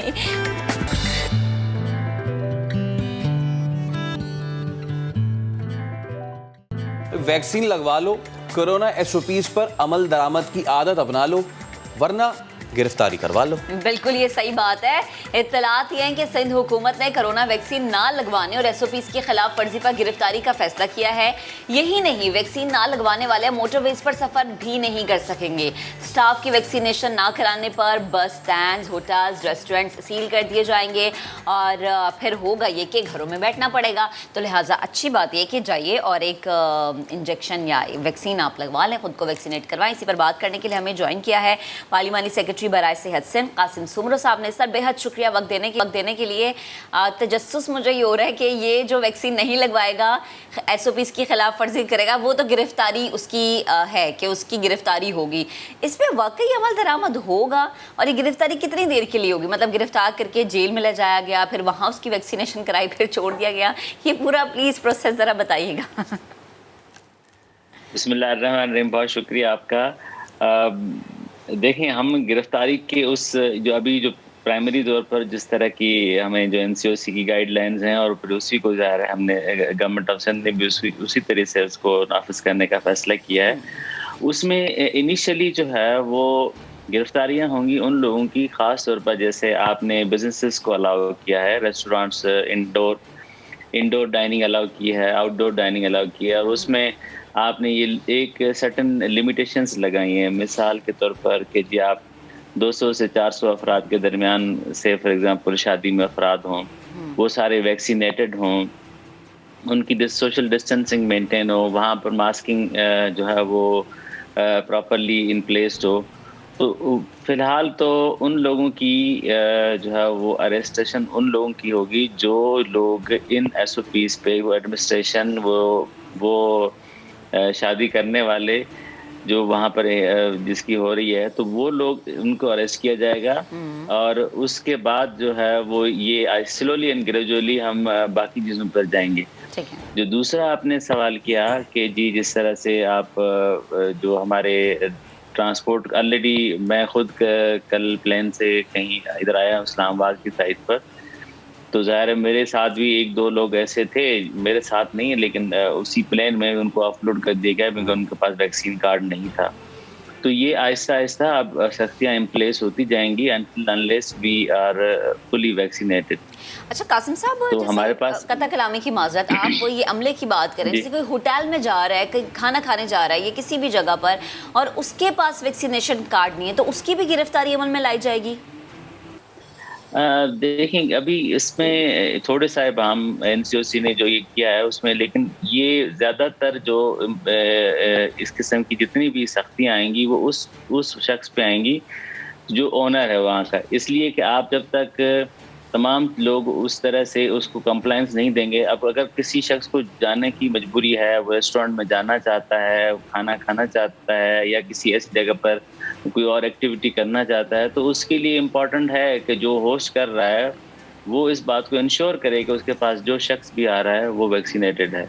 क्योंकि जब आपकी कंप्लाइंस दी गई है, आपके पास टाइम फ्रेम दिया गया है, आपको वैक्सीन की अवेलेबिलिटी दी गई है, आपके गली मोहल्ले शहर गांव तक वो वैक्सीन की अवेलेबिलिटी है, तो फिर ना करवाने का कोई जवाब नहीं है। फिर अगर ना करवा के आप अगर सोचते हैं कि हम उसी तरह से वही लग्जरी यूज़ करें, तो ये थोड़ा चैलेंजिंग हो जाएगा। और अब तो वो मारामारी भी नहीं है ना, अब तो आसानी भी है वैक्सीन कराने की, ड्राइव थ्रूज भी हैं और अब गालिबन इतना रश भी नहीं है। हुकूमत ने सेंटर्स भी खोल दिए हैं और मोबाइल वैक्सीन सेंटर्स भी जो है वो सड़कों पर हमें नज़र आ रहे हैं, तो अब कोई बहानेबाजी नहीं चलेगी। अच्छा, ये मैं आपसे जानना चाह रहा था सर कि इससे पहले कि मैं आपसे पूछूं कि हमारा जो सिंध हुकूमत का टारगेट है हम उससे कितनी दूर हैं, कितने करीब आ गए हैं, ये बड़ा ज़रूरी है। चहलम आ रहा है, तो ऐसे में इंतज़ामात क्या किए हैं और कोई पाबंदियाँ वगैरह तो ज़ेर गौर नहीं है? देखिए, नहीं पाबंदियाँ तो इन सेंस अभी अल्हम्दुलिल्लाह कराची में भी हम 5-6% के दरमियान होवर कर रहे हैं। वो अभी भी वो लोग, अब ज़ाहिर है ये वो लोग हैं जिनकी टेस्टिंग हो रही है या कॉन्टेक्ट ट्रेसिंग हो रही है। कुछ ऐसे केसेस भी होंगे जो आपको पता है कि हमारी अभी भी महक हमेशा एक बात कहती रहती हैं कि जो यहाँ पर अभी भी कहते हैं कि कोरोना कोई चीज़ ही नहीं है। तो कुछ लोग ऐसे भी होंगे जो कोरोना को चीज़ कुछ ना समझते हुए अपने घरों में टेस्ट नहीं करवाते, लेकिन नंबर इस वक्त कम है। लेकिन ये जो आपने बात की चहलम की, इज़ वेरी इम्पॉर्टेंट। हमने हमारी जो मिनिस्टर नासिर शाह साहब की इन उलमा के साथ उसी तरह से दोबारा गुफ्तगू हुई है जो जिस तरह से हमने मुहर्रम के आशूरा के दिनों में हुई थी, ताकि इंश्योर किया जा सके कि आप जो है वो किसी न किसी तरह से कोई SOPs को फॉलो करें, और वो उलमा की तरफ से एश्योरेंस दी जाती है। लेकिन साथ साथ जो हेल्थ डिपार्टमेंट की रिस्पॉन्सिबिलिटी में आता है कि हमने वहाँ पर टेस्टिंग की फैसिलिटी भी दे रहे हैं और वैक्सीन की फैसिलिटी भी दे रहे हैं, और साथ साथ ये हमारी जो वैक्सीन की जो गाड़ियाँ होंगी या टेस्टिंग के साथ ये गाड़ियाँ उन प्रोसेशंस के साथ भी ट्रैवल करेंगी कि जस्ट इन केस अगर कोई वहाँ पर लगवाना चाहता है या उस किस्म की कोई एक्ट करना चाहता है, तो भी हम जो है ना we are ready to provide, हम सर्विस देंगे इंशाल्लाह उसको।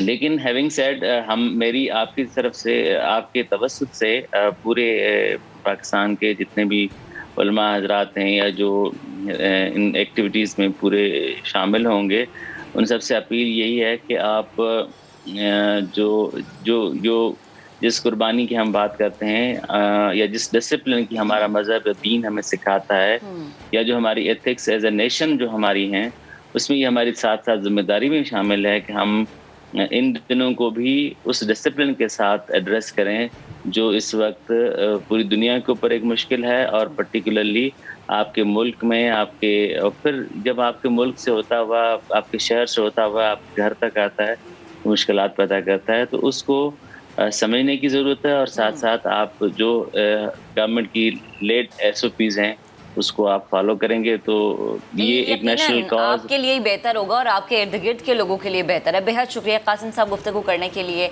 हमारे साथ मौजूद थे आप। आगे बढ़ ज़रा सैर करवाते हैं आपको कराची के चिड़ियाघर की। वहाँ पर आपने बहुत सारे जानवर देखे होंगे, वहाँ पर आप बहुत सारी चीज़ों से महसूस हुए होंगे, लेकिन एक ऐसी शख्सियत जिनका चेहरा खातून का और धड़ लोमड़ी का है, दर हकीकत कोई अजीबुल खलकत मखलूक नहीं है बल्कि एक जीता जागता इंसान है ये। हम बात कर रहे हैं कराची चिड़ियाघर की मुमताज़ बेगम की, जो पाकिस्तान में तो शोहरत की हामिल है ही, बैरूनी जितने भी ममालिक हैं वहाँ पर भी उन्हें ज़बरदस्त पजीराई हासिल हो रही है। लेकिन क्या आपको ये पता है कि मुमताज़ बेगम का असल नाम क्या है और इस रूप के पीछे कितने राज छुपे हैं? नहीं पता ना? फैसल करीम आपको बताएंगे, क्योंकि मुमताज़ बेगम से मिलकर आ चुके हैं। गुफ्तगू क्या की उन्होंने, दिखाते हैं आपको। मुमताज़ बेगम हमारे साथ मौजूद हैं। मुमताज़ अस्सलाम वालेकुम। वालेकुम अस्सलाम। क्या हाल है? ठीक ठाक है? आप सबके अल्हम्दुलिल्लाह खैरियत से हैं? आप सबकी दुआ अल्हम्दुलिल्लाह। गर्मी वर्मी बड़ी ज़बरदस्त है। गर्मी बस गुजार रहे, अल्लाह ताला के फजल है, बस अल्लाह का शुक्र है, अभी गुजार रहे हैं बस। अच्छा, ये बताएं कि कब से जो है आप इस सिचुएशन में, कितने साल हो गए? जी हाँ, मुझे 47 ईयर्स हो गए। 47 साल हो गए? जी जी। और 47 साल से आप इसी जगह पर हैं? जी जी। अच्छा, लोग आते हैं यहाँ पे तफरीह करने के लिए, आते हैं, हर तरह के लोग आते हैं। जी जी। तो कुछ पैसे भी दे जाते हैं। मुझे ये बताएं कि क्या क्या लोग कमेंट दे के जाते हैं आपको?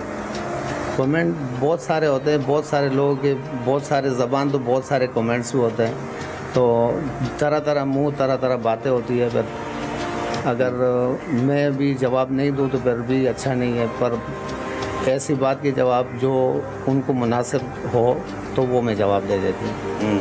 बड़ा मुश्किल होता है कि दूसरों को तकलीफ देना बड़ा आसान होता है जी जी, लेकिन दूसरों के चेहरों पे हंसी लाना, दूसरों को इस तरह एंटरटेन करना, ये सबसे मुश्किल काम है। इस मुश्किल काम को करते हुए आपको कोई इस तरह का वाकया याद है कि यार आपने सोचा होगा कि बड़ा दिल दुखा आज मेरा? तो दिल तो दुखता है, जाहिर सी बात है। अगर आपके सामने कोई खड़ा होकर कोई ऐसी बात कर रहे तो दिल तो दुखता है, और अगर मैं उनको जवाब दूँ तो फिर उनमें और मेरे में कोई फ़र्क ही नहीं रहेगा। बड़े सारे लोग यहाँ पे आते हैं, छोटे जो बच्चे आते हैं तो उनका कैसा रिएक्शन होता है? मतलब वो तो बेचारे मासूम होते हैं, तो वो जब देखते हैं कि भाई आधा दर लोमड़ी का है, सर जो है वो इंसान का है, तो वो उनके कैसे आप रिएक्शन होते हैं? बच्चे तो बड़े खुशी खुशी आते हैं, बड़े तजस्सुस से आते हैं, लेकिन उससे बड़े ज़्यादा तजस्सुस से आते हैं, क्योंकि बच्चे उनकी वजह से आते हैं और वो बच्चों की वजह से आते हैं। बस तो इसलिए बच्चे जो ज़्यादा खुश होते हैं, क्योंकि ये बना हुआ ऐसे ये चीज़ बच्चों के लिए थी। लेकिन अब बड़े भी बड़े तजस्सुस से आते हैं, मिलते हैं, बड़े अखलाक से भी मिलते हैं। अच्छे बुरे तो सब में हैं, लेकिन ये है कि बस अच्छे मिलते हैं। अच्छा, आपकी अपनी उम्र कितनी है? मेरी अपनी उम्र 57 है। 57 जी। और ज़िंदगी के 47 साल आपने यहाँ पे दे दिए। जी जी जी। तो मुझे ये बताएं कि कभी ये हुआ कि मैं कुछ और अगर कर लेता तो ज़्यादा बेहतर था? ये अल्लाह ने आपका ये वाला रिस्क है बांधा है, इससे आप मुतमईन हैं? बस देखो, अल्लाह जो रिज़्क बांध देते हैं उस पर तो मुतमईन होना चाहिए कि अगर उसको टुकराओगे तो भी अच्छा नहीं है, क्योंकि फिर टोकरी ही होता है। जी जी। तो आपको महंगाई ने कितना मुतासर किया है? महंगाई से तो हर बंदा मुतासर है, लेकिन अब क्या है, लॉकडाउन था, लॉकडाउन में क्या है, किसी ने कुछ पूछा ही नहीं है। ये चीज़ जब लॉकडाउन रहा, वैसे तो लोग इतना अरसे यहाँ आते हैं, लॉकडाउन में सब कुछ बंद रहा, तो उस वक्त कैसे आपके मामलात चले? बस किसी ने कुछ भी नहीं पूछा, ऐसे ही गुजारा है, बस जो जैसे ही गुजर रहा था गुजर ही गया। कोई ज़िंदगी में ख्वाहिश, कोई इस तरह की चीज़? ख्वाहिशात तो देखो हर बंदे के बहुत ज़्यादा हैं, अल्लाह ताला जिसकी पूरी करे वो बड़े नसीब वाले, सही है। लेकिन हम अल्लाह से ये गिला शिकवा नहीं करते, क्योंकि अल्लाह ताला हमारा पूरा कर देते हैं।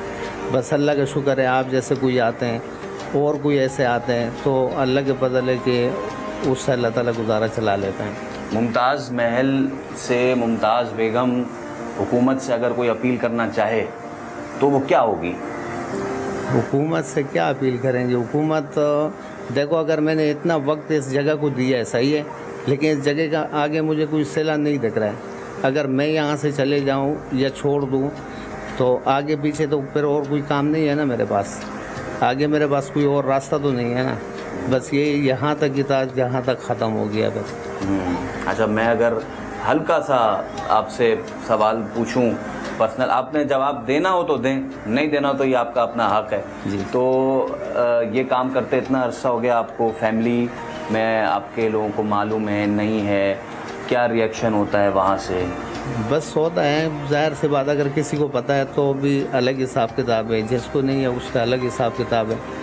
लेकिन आजकल सोशल मीडिया है, सोशल मीडिया पे तुम्हें पता है हर चीज़ पुरूज पे ही होता है। फैमिली आपको अच्छे सपोर्ट अल्हम्दुलिल्लाह करती है? ठीक है, बहुत शुक्रिया आपका। आप इसी तरह लोगों को आप एंटरटेन करते रहें, और आपने जैसा कहा कि हम भी आपकी आवाज़ ऊपर तक ज़रूर पहुंचाएंगे कि अगर किसी ने 47 साल तक जो है वो लोगों को महसूस किया है तो ये भी एक खिदमत है। कभी ऐसा हुआ होगा कि दिल तकलीफ़ में आया होगा और आंख में आंसू आए होंगे कि खुदारा मेरे साथ ऐसा ना करो, मैं तुम्हारे लिए यहाँ पर बैठी हूँ? बस होता है, लेकिन ये है कि बर्दाश्त कर लेते हैं, और बर्दाश्त की हद भी तमाम होता है, फिर भी मैं बर्दाश्त कर लेती हूँ, लेकिन अल्लाह से दुआ ही कर सकते हूँ, सही है। क्योंकि देखो उस टाइम अगर दिल से कोई बद्दुआ भी निकलती है ना तो वो भी लगती है, लेकिन दुआ भी बहुत जल्दी लगती है। बहुत शुक्रिया आपका। आप इसी तरह एंटरटेन करते रहें आप लोगों को, ठीक है, और इंशाल्लाह आपसे फिर मुलाकात होगी। आप सबकी टीम का भी बहुत शुक्रिया कि आप हमारे पास आपकी टीम आई और हमारे साथ 2 बातें करी, और आप सबकी टीम का भी बहुत शुक्रिया। अस्सलाम वालेकुम। अस्सलाम वालेकुम। तो 47 साल से यहाँ पे ये काम कर रहे हैं, और इतना अरसा हो गया है, 57 बरस खुद इनकी उम्र है। क्या ही मजबूरी रही होगी कि जिन्होंने ये काम जो है उसको इख्तियार किया, लेकिन इसके बावजूद के लोग यहाँ पे आते हैं, कुछ पसंद का इजहार करते हैं, कुछ जो है वो देख के चले आते हैं, कुछ जुमले भी कसते हैं। लेकिन मुमताज़ बेगम जैसे लोग जो एंटरटेन करने के लिए, लोगों को महसूस करने के लिए और लोगों के दुखी दिलों को खुश करने के लिए यहाँ पे मौजूद होते हैं। इल्तमास यही है कि जब यहाँ पे आएँ तो हौसला अफजाई करें, ना कि इन पर जुमले और फ़िक्रे।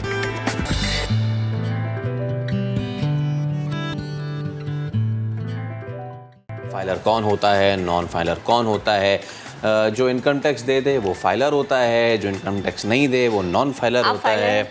जी, आप फाइलर हैं? मैं फाइलर हूँ या नहीं, इससे ज़्यादा ज़रूरी है कि लोगों को इस चीज़ का पता है या नहीं। तो इस सब पे बात करने के लिए, वैसे मैं फाइलर हूँ, इस सब पे बात करने के लिए हमने आज मदऊ किया है टैक्स एक्सपर्ट अली ए रहीम साहब को। अली साहब अस्सलाम वालेकुम। अस्सलाम। सर, सबसे पहला सवाल ही यही है, आपने हमारे लोगों की जो बेसिक नॉलेज है about filers and non filers वो सुनी।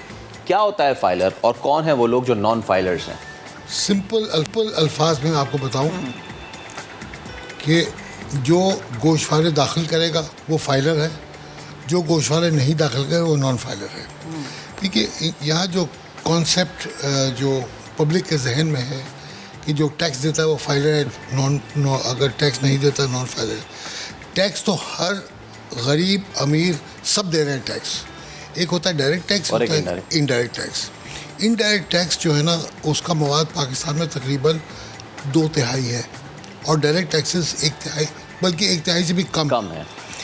तो इसकी वजह से हो ये रहा है कि जितने इनडायरेक्ट टैक्सेस के ऊपर हम इन्हिसार करते रहेंगे, उतने ही इस मुल्क में इन्फ्लेशन और का इफेक्ट आएगा और डेवलपमेंट जो है ना वो उसके लिहाज से कम होता रहेगा। ये याद रखिएगा।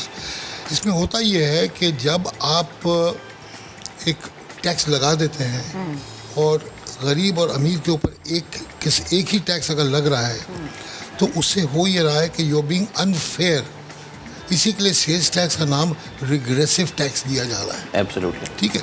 We have to now bring progressive tax into the economy. And what's that? मतलब रिग्रेसिव ऑब्वियसली गरीब की जेब से जा रहा होता है। रिग्रेसिव मतलब ये ज़बरदस्ती मार धाड़ करके आपने टैक्स ले लिया, मतलब पता भी नहीं है कि और टैक्स चला भी गया। बिल्कुल सही है, ठीक है। अब मैं आपको कॉन्सेप्ट समझाऊँ। अच्छा, आपका ये भी सवाल था कि व्हाट इज़ देन, वो उसका तरीका क्या होना चाहिए। देखिए, जो ज़्यादा कमाता है उसको ज़्यादा टैक्स देना चाहिए। बिल्कुल। जो कम कमाता है या तो एग्जेम्प्ट हो या उसको कम टैक्स देना हो। बता पैरिटी इसको कहते हैं। अच्छा, अब वो फाइलर और नॉन फाइलर का कॉन्सेप्ट मैं ज़रा समझा दूँ। इसमें होता क्या है कि जी, हर फर्द जिसकी बिजनेस आमदनी 3 लाख से ऊपर हो या सैलरी 6 लाख से ऊपर हो, उसको रिटर्न फाइल करना ज़रूरी है। ये पर एनम आप बात कर रहे हैं? जी, पर एनम। ठीक, पर एनम, पर ईयर, ठीक है। जैसे ही वो अपने गोशवारा दाखिल करेगा, वो फाइलर के कैटेगरी में आ जाएगा। ठीक है। अच्छा, कॉन्सेप्ट उसमें यह है कि जो रिटर्न दाखिल कर देगा वो सेल्फ असेसमेंट स्कीम पे आ जाएगा। सेल्फ असेसमेंट स्कीम पे पहले ये देखा जाएगा कि जी ठीक है, हमने एक्सेप्ट कर लिया उनका रिटर्न। अब आगे चल के उसको क्रॉस वेरिफिकेशन करेंगे। अगर क्रॉस वेरिफिकेशन में इनके खिलाफ कुछ नहीं आता है, तो वो ट्रीट किया जाएगा कि वो उसका रिटर्न सही है और उसको जाने देंगे। जहाँ क्रॉस वेरिफिकेशन में, यानी एक ने कहा कि हमने इनको माल बेचा है, दूसरे ने कहा हमने ख़रीदा नहीं है, तो वो फिर क्रॉस वेरिफिकेशन में वो भी फंस रहा है, ये भी फंस रहा है। अच्छा, चेन बिल्डअप कर रही है। अच्छा, ये कॉन्सेप्ट शुरू हुआ था तकरीबन 2000, जब ये नया ऑर्डिनेंस जो आया था ना, उस वक्त ये कॉन्सेप्ट क्रिएट किया गया था। और उस वक्त से हम ही लोग कह रहे थे कि जी आपका जो CNIC नंबर है जी, वही आपका NTA नंबर होना चाहिए। इसलिए कि CNIC वो वाहिद नंबर है जो डिवोर्स्ड इंडिपेंडेंट आइडेंटिफाइबल नंबर है। आपको यानी एक नंबर के दो नहीं हो सकते कार्ड। तो अगर वो चीज़ पहले ही इम्प्लीमेंट हो जाता है तो अभी काफ़ी हद तक आगे हो सकता है। मैं अब यही आपसे अली साहब पूछना चाह रहा था कि देखें, एक तो होता है कि आपने अपने गोशवारे जो असासजात हैं अगर कोई बिजनेसमैन नहीं है, सैलरी क्लास पर्सन है, तो ये बताएगा कि गाड़ी कितनी है, जेवर कितना है, घर कितने हैं, वेल्थ स्टेटमेंट किया, वेल्थ स्टेटमेंट, बिल्कुल ठीक है, वो सब आप देंगे। असल जो इशू आ रहा था एफबीआर को, वो ये आ रहा था कि जो फॉल्सिफाइड इंफॉर्मेशन थी ना, वो बड़े मसले मसाइल कर रही थी। तो अब और यू बीइंग ओवर हेयर, तो मैं ये अपॉर्चुनिटी भी लूँगा इस इशू को जोड़ने की, जो थर्ड ऑर्डिनेंस आ रहा है टैक्स का, जिसमें कनेक्ट करने की कोशिश की जा रही है एफबीआर और नादरा से। कितना सक्सेसफुल होगा वो कि अब जो फॉल्सिफाइड इंफॉर्मेशन है उसको हम कर्व कर सकेंगे? देखिए, अब मैं जैसे अभी आपको बता रहा था कि अब शनाख्ती card has become your main base. Okay, आप गाड़ी ख़रीदें, घर ख़रीदें, कोई बड़े अखराजात करें, बैंक अकाउंट मोबाइल ख़रीदें, खोलें, मोबाइल ख़रीदें, सबके लिए आपको वो देना पड़ेगा शनाख्ती कार्ड। जहाँ आपने शनाख्ती कार्ड नंबर दिया, या तो आपने कोई एसेट क्रिएट किया, यानी अगर कोई ख़र्चा किया या एसेट क्रिएट हुआ, या आपने कोई अखराजात किया। अब मिसाल के तौर पे अब बच्चों का स्कूल फीस आप दे रहे हैं, आजकल स्कूल फीस भी कुछ कम नहीं है, आप लोग को पता होगा, मुझे तो कम पता है इसलिए मेरे छोटे हैं नहीं बच्चे, मगर आजकल स्कूल फीस भी बहुत बढ़ा हुआ है।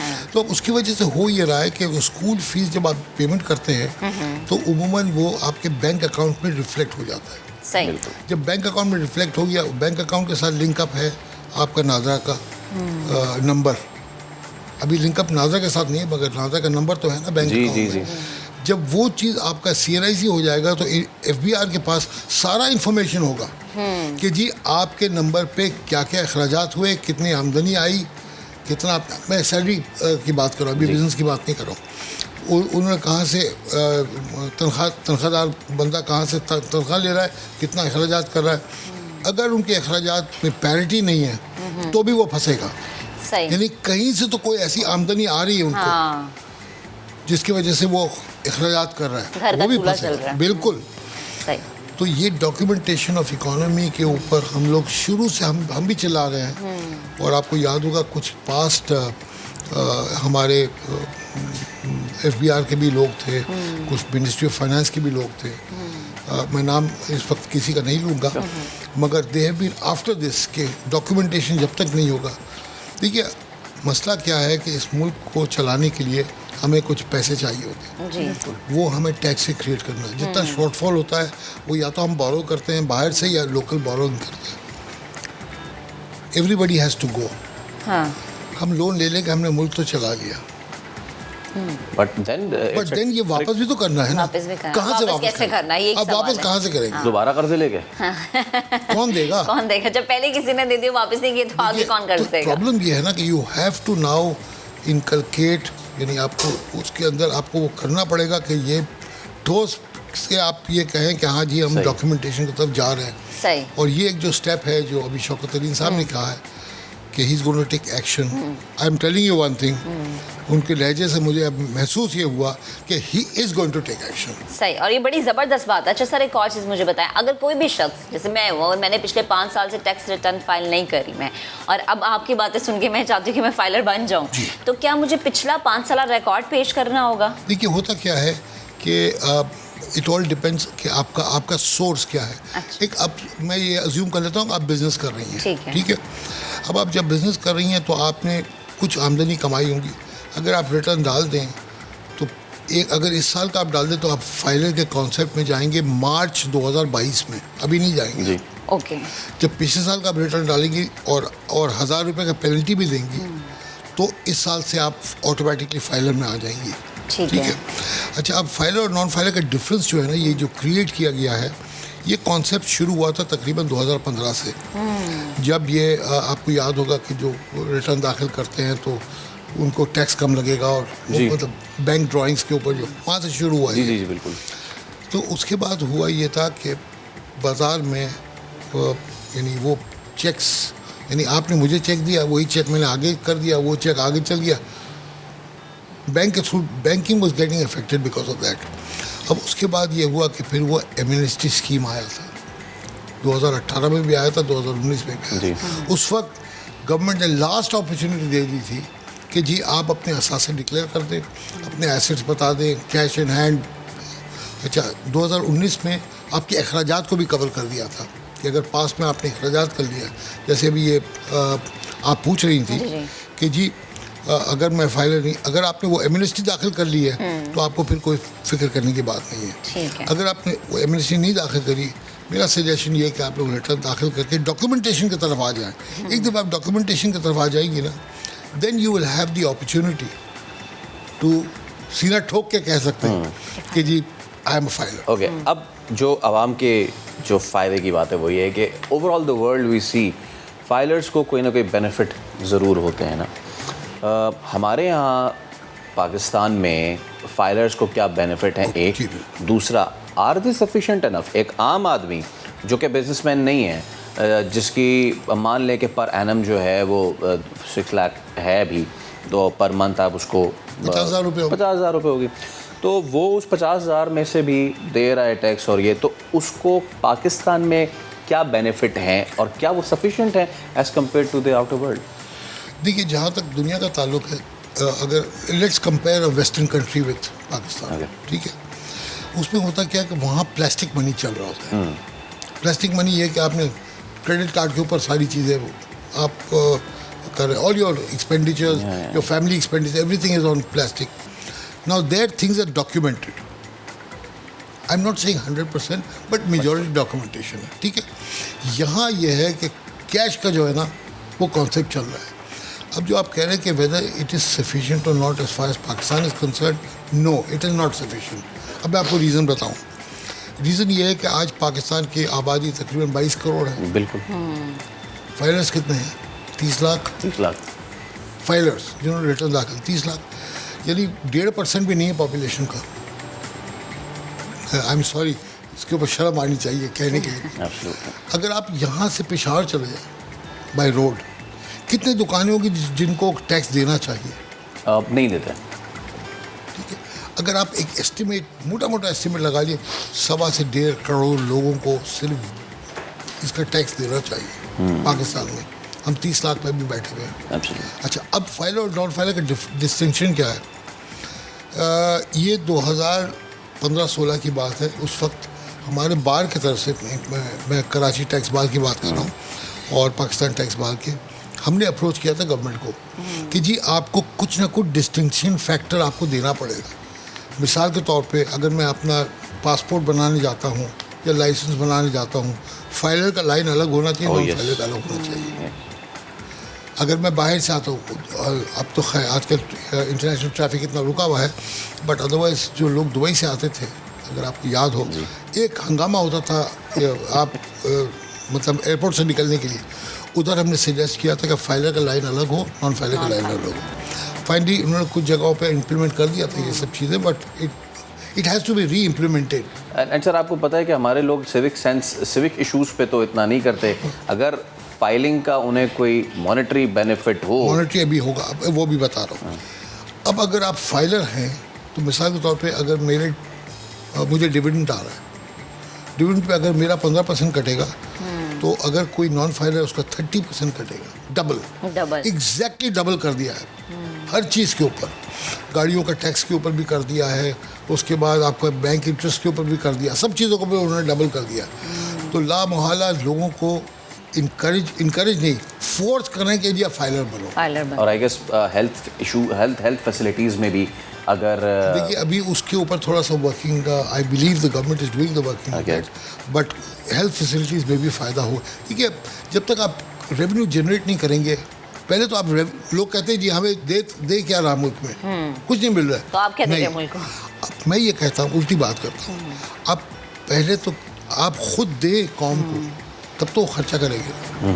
और यही हमने देखा भी कि पिछले दिनों फॉर्मर FBI चेयरमैन ने भी यही बात की कि आप ये जो 50,000 से ज़ायद की जो बाइंग हो रही है, या फिर जो ये जो आड़ती हैं, इनको भी जब डॉक्यूमेंटेशन में लाने की कोशिश की तो लोगों ने भी एहतजाज शुरू किया। But thank you so much sir, Ali Karim साहब हमारे साथ मौजूद। द सिचुएशन इज़ के आप फाइलर्स इसलिए बने बिकॉज पाकिस्तान की मईशत में सिर्फ बड़े बड़े प्लेयर्स का हाथ नहीं है, बल्कि उन छोटे छोटे दुकानदारों का, उन छोटे छोटे आड़तियों का भी बहुत बड़ा रोल है कि जो अपने जो गोशवारे हैं, जो असेट्स हैं, वो जाहिर नहीं करते या फिर फॉल्सफुली उनको कम जाहिर करने की कोशिश करते हैं।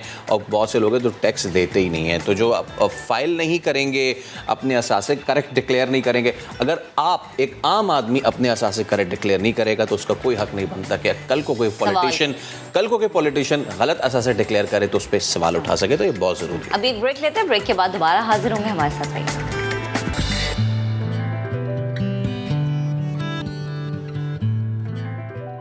खुशी का समा हो या किसी की हिम्मत बढ़ानी हो, कामयाबी का एतराफ़ हो या फिर तंज भरा पैगाम देना हो, एक ताली इंसान के कई जज्बात का इजहार करती है। लेकिन कहते हैं ताली दोनों हाथों से बजती है, एक हाथ से नहीं बजती ना, तो सामने वाले का भी कसूर होता है इसमें। ये लेकिन इस जज्बे का इजहार पहली बार कैसे हुआ, लाहौर से अली रज़ा ये तालियों भरी दिलचस्प रिपोर्ट हमें दिखाएंगे।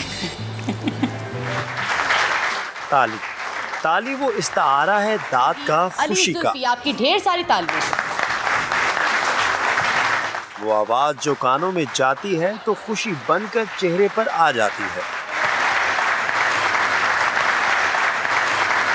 कदीम रूमियों ने अपने त्योहारों में खुशी के इजहार के लिए हाथों को बार बार मिलाना और चुटकियां बजाना शुरू किया। यहीं से जन्म लिया ताली ने। मेहंदी की डोलक के साथ ताली दुल्हन के लिए इसकी सखियों की तरफ से नेक तमन्नाओं का इजहार बनती है। खेल के मैदान में ताली खिलाड़ियों में जोशो वल्वला बढ़ाने में मदद देती है। डॉक्टर्स के मुताबिक ताली बजाना सेहत को भी चार चांद लगाता है। ताली बजाने वाला जो है नफ्सियाती तौर पर वो अपने जो उसके इमोशंस होते हैं, जो भी उस टाइम फीलिंग्स होती हैं, एहसास होते हैं, उनके इजहार के लिए बॉडी लैंग्वेज के एक टूल के तौर पर बाकी सारी चीज़ों के साथ मिलाकर ताली को इस्तेमाल करते हैं। मतलब अगर मैं किसी के ऊपर खुश होऊंगा तो मैं ताली बजाते हुए साथ ये मैं करूँगा। ख्वाजा सराओं के लिए ताली तो इनका ओढ़ना बिछोना है। किसी को दुआ दी तो ताली। अल्लाह पाक इसकी तरफ से आपकी इतनी ज़्यादा तनख्वाह हो भी दाई सर। इल्तिजा की तो ताली। जी हमारी ताली है ना, हमारी खुशी का इजहार है। हम खुशी का इजहार करते हैं ताली बजा के। और हमने किसी अपने दोस्त को बुलाना हो तो ताली बजा के, ये हमारा इशारा है।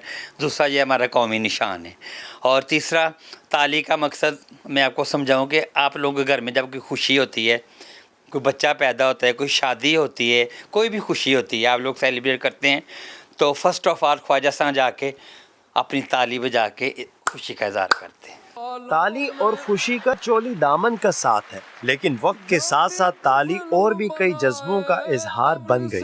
ताली बजाएं जरूर बजाएं, लेकिन हालात के पेशे नज़र एहतियात के साथ। जहां ज़रूरत हो वहां इजहार का ये बेहतरीन तरीका है, लेकिन याद रहे सिर्फ वहां जहां ज़रूरत हो। कैमरामैन जवाद याहिया और खुरम फयाज के साथ मोहम्मद अली रज़ा, समा, लाहौर। अली रज़ा की अपनी रिपोर्ट देखी, इनके लिए ताली बजा देते पहले।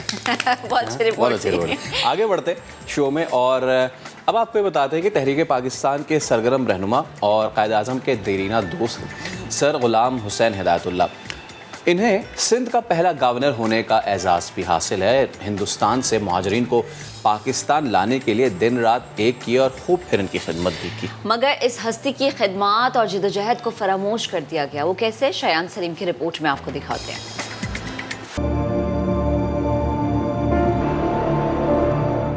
कूड़े का ढेर और मलबे के दरमियान चार दीवारी में कैद एक कब्र, कौम के मोहसिन की कब्र।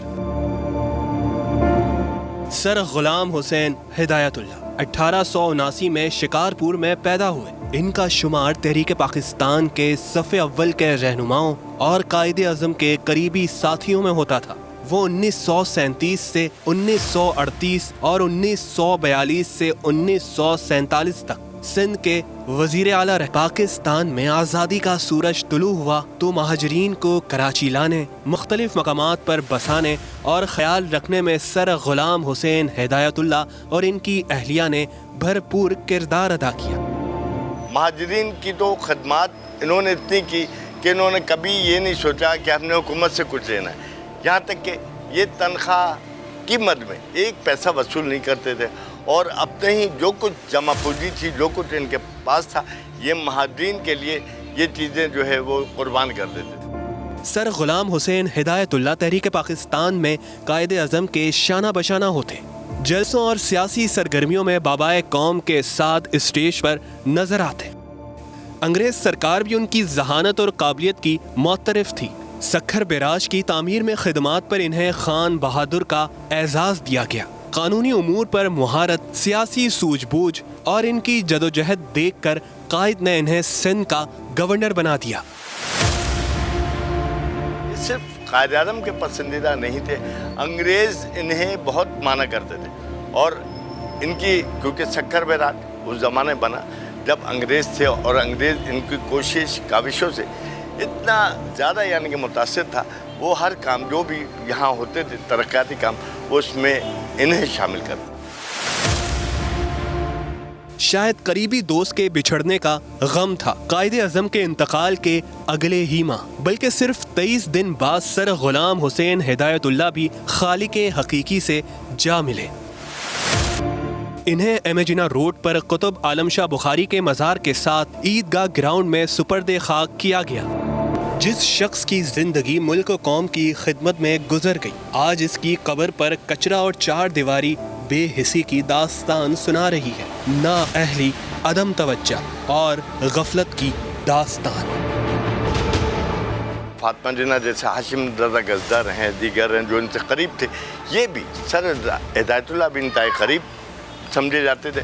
और जब इनका इंतकाल हुआ तो यहाँ इंतकाल के बाद वो आया करती थी और यहाँ के जो कुछ लोग हैं, कुछ बसने वाले हैं पुराने, उनके बच्चों का कहना ये, उनके बच्चे जो अब बड़े हो चुके, उनका कहना ये कि वो बाकायदा तौर पे उन्हें भी 4 आने 8 आने रुपया इस तरीके से पैसे दिया करते। सिंध असम्बली के अरकान के लिए हाल ही में नई इमारत बनाई गई, मगर जो इस असम्बली से 2 बार वजीर आला मुंतखब हुआ, उसको तो जैसे भुला दिया गया। कुछ अरसे पहले तक तो यहाँ हालत ये थी कि इसके अंदर कचरा भरा हुआ था और कचरा कुंडी बनी हुई इनके नाम से। शिकारपुर दीगर जगहों पे स्कूल कायम है जी, लेकिन हमारे आलमिया ये कि कराची में हमने उन्हें पस मंज़र में डाल दिया और इन्हें एक कोने में डालकर 4 दीवारी बना दी और एक स्टोर रूम बना दिए। ईदगाह और इसका अहाता महकमा औकाफ के ज़ेर इंतज़ाम है, लेकिन औकाफ वाले अपनी जिम्मेदारी से गाफिल हैं। शायद इनकी दिलचस्पी सिर्फ मज़ारात तक महदूद है, जहां से इन्हें खूब चंदा मिलता है। जिंदा कौमें अपने मोहसिनों को कभी नहीं भुलाती, बल्कि उनके अफकार को मशले राह बनाती हैं। कायदे आज़म के करीबी साथी और सिंध के पहले मुस्लिम गवर्नर की ये कब्र हसरत व वीरानी की तस्वीर बनी हुई है, जो बता रही है इस मोहसिन को हम फरामोश कर बैठे हैं, जो क़याम पाकिस्तान से लेकर मुहाजिरीन की खिदमत में पेश रहे। कैमरामैन सनाउल्लाह के साथ शायान सलीम, समा, कराची। अब आपको बताएंगे कि वफाकी मुहतसिब के पास आने वाली शिकायत में से 60 से 70% बिजली की तकसीम कार कंपनीज के खिलाफ होती हैं। वफाकी मुहतसिब सैयद ताहिर शहबाज ने हमारे नुमाइंदे शहजाद अली से खुसूसी गुफ्तगू के दिखा देते हैं। वफाकी मुहतसिब वो इदारा है जो 60 दिन में आपको घर की दहलीज तक फौरी और मुफ्त इंसाफ पहुँचाने का दावेदार है। हमारे साथ इदारे के सरबराह वफाकी मुहतसिब सैयद ताहिर शहबाज मौजूद हैं। इनसे पूछते हैं कि तेज़ तर इंसाफ का ये सिस्टम कैसे अवामी मसाइल फौरी हल करता है। सर, रवां साल कितनी शिकायत दायर हुई, कितने लोगों को इंसाफ मिला और कितने केसेस अभी भी ज़ैर समाअत हैं? अब तक 75,000 से ज़्यादा फैसले हो चुके हैं, कोई 8,000 इस वक्त सुने जा रहे हैं। अगर आपकी मुराद पिछले साल से जिसकी हम रिपोर्ट फाइल कर चुके, तो पिछले साल पूरे साल में हमने 1,33,000 फैसले किए थे और सबके सब हमने 60 दिन की मुद्दत के अंदर किए थे। सबसे ज़्यादा शिकायत किस इदारे के खिलाफ थी और इनके खिलाफ अब तक क्या कार्रवाइयाँ हुई? जो मेजर हमारी है ना शिकायत, वो हैं बिजली की ये डिस्ट्रीब्यूशन कंपनीज जो हैं। मेजर पोर्शन ये जो डिस्ट्रीब्यूशन कंपनीज हैं ये ले जाती हैं कोई 50-60% शिकायत। उसके बाद गैस है, सुई नादरन और सुई सदरन, और फिर नादरा की काफ़ी होती हैं क्योंकि बहुत लोगों को वास्ता पड़ता है।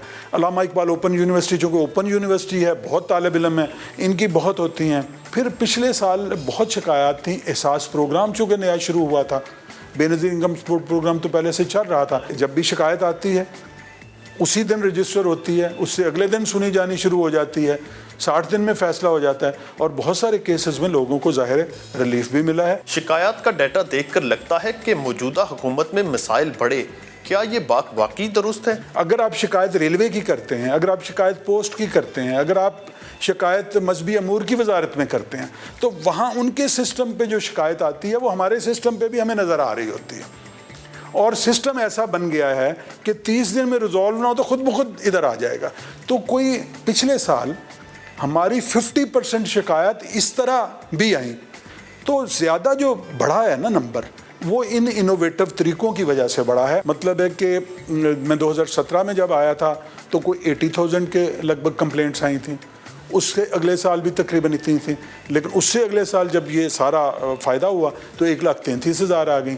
अभी भी हम 1 लाख से ज़्यादा का अमकान हमें नज़र आ रहा है, क्योंकि अभी सितंबर भी ख़त्म नहीं हुआ है, अभी अगस्त के आखिर तक 75,000 के लगभग हम निपटा चुके हैं चीज़ें। ओवरसीज़ पाकिस्तानीज़ जो हैं उनके मसाइल बहुत हैं, इस वजह से मसाइल हैं कि वो गैर हाज़िर हैं, वो दूसरी जगहों पे हैं और यहाँ मसले हैं। एयरपोर्ट पे बड़े मसाइल होते हैं जाते आते, तो जितने डिपार्चर लाउंज हैं ना, इंटरनेशनल डिपार्चर लाउंज जितने हैं पाकिस्तान में, सब पे हमने फैसिलिटेशन डेस्क बनवाए हैं। अगर किसी का शनाख्ती कार्ड एक्सपायर हो गया है, कोई मसला, वहीं पे बन जाएगा, एयरपोर्ट पे उसी डेस्क पे बन जाएगा, वो सहूलत फराहम कर दी गई। पासपोर्ट का कोई मसला है वहीं पे हल कर लिया जाएगा। 2016 में सुप्रीम कोर्ट ने एक आज खुद नोटिस लिया था, और इसकी बुनियाद असल में ये थी कि ख़वातीन और बच्चों के जो मसाइल हैं, miserable conditions of children and women in jails, उस पे फिर उस वक्त 2016 में सुप्रीम कोर्ट ने वफाकी मुहतसब के ज़िम्मे ये लगाया कि इस मामले का जायज़ा लेके एक रिपोर्ट पेश की जाए। हमने वो रिपोर्ट पेश कर दी। अटॉर्नी जनरल, एडवोकेट जनरल और सेशन जजेस सब ने कहा कि ये सिफारिशात बड़ी मुनासिब हैं। 7-8 बुनियादी सिफारिशात थी, लेकिन फिर सुप्रीम कोर्ट ने यह कहा कि इसकी इम्प्लीमेंटेशन की निगरानी भी वफाकी मुहतसब करें, और उसमें हर 3 महीने बाद जायज़ा लेके हम रिपोर्ट सबमिट करते हैं। अब तक 8 रिपोर्ट्स उसके बाद से हम अमल दरामद की पेश कर चुके हैं। अब 9th रिपोर्ट तकरीबन तैयार है जो सितंबर के आखिर में जाएगी। ड्रग एडिक्ट्स को अलहदा करने का मसला था, सेग्रीगेशन का, औरतों और बच्चों के लिए अलहदा सेल्स प्रॉपर वहाँ सहूलियात होने का, जहाँ बच्चे थोड़े बड़े हैं वहाँ तालीम का, हेपेटाइटिस के मामलात को देखने का, फिर कोरोना का मामला आ गया उसको देखने का, हेल्थ डेस्क बन गया हर जगह। लेकिन बहुत सारा काम अभी होने वाला है। बहुत सारा मसला ओवर क्राउडिंग से है। जो बड़ी जेलें हैं, कराची की main jail, Kot Lakhpat jail, Peshawar की जेल, जो बड़ी जेलें हैं वहाँ ओवर क्राउडिंग बहुत है। छोटी जेलों में कम है, बहुत ज़्यादा काम करने की भी ज़रूरत है। कंप्यूटराइज कर रहे हैं सारा रिकॉर्ड, प्रिजन का हो गया है, पुलिस का हो गया है, अदालतों का हो गया है, लेकिन मसला ये है कि उसको हम चाहते हैं, हमने रिकमेंड किया था कि इंटीग्रेट किया जाए। जब आप पे पर्चा हो, जब आप जेल जाएं, जब आपका मुकदमा चले, हर चीज़ कंप्यूटराइज हो। एक क्लिक पे अगर चीफ जस्टिस सुप्रीम कोर्ट चाहे, अगर मुहतसब चाहे, अगर कोई चीफ सेक्रेटरी चाहे, ये FIR है, पता चले कब दर्ज हुई, कितने दिन तफ्तीश में लगे, कितनी चालान में डिले हुआ, अदालतों में कितनी पेशियाँ हुई, कब पुलिस लेके ही नहीं गई कैदियों को, कितनी दफ़ा लेके गई, मुकदमे का फैसला कब हुआ, जेल में कितनी देर रहा, वहाँ पे उसके साथ क्या सलूक हुआ।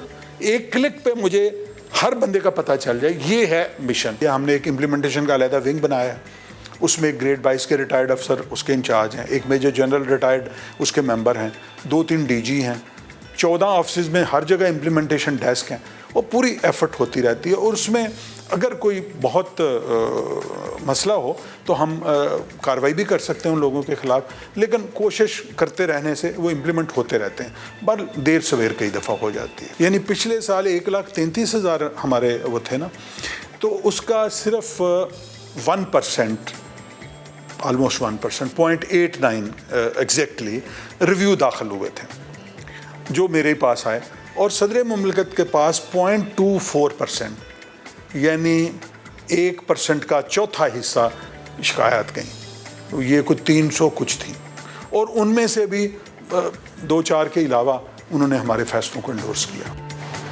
और इसी के साथ हमारा आज का प्रोग्राम हो गया ख़त्म। कल आपसे फिर हम मुलाकात करेंगे बहुत सारी खबरों के साथ, और एक बार फिर आपसे दरख्वास्त करेंगे कि अच्छी बात यह कि the Covid rate is coming down.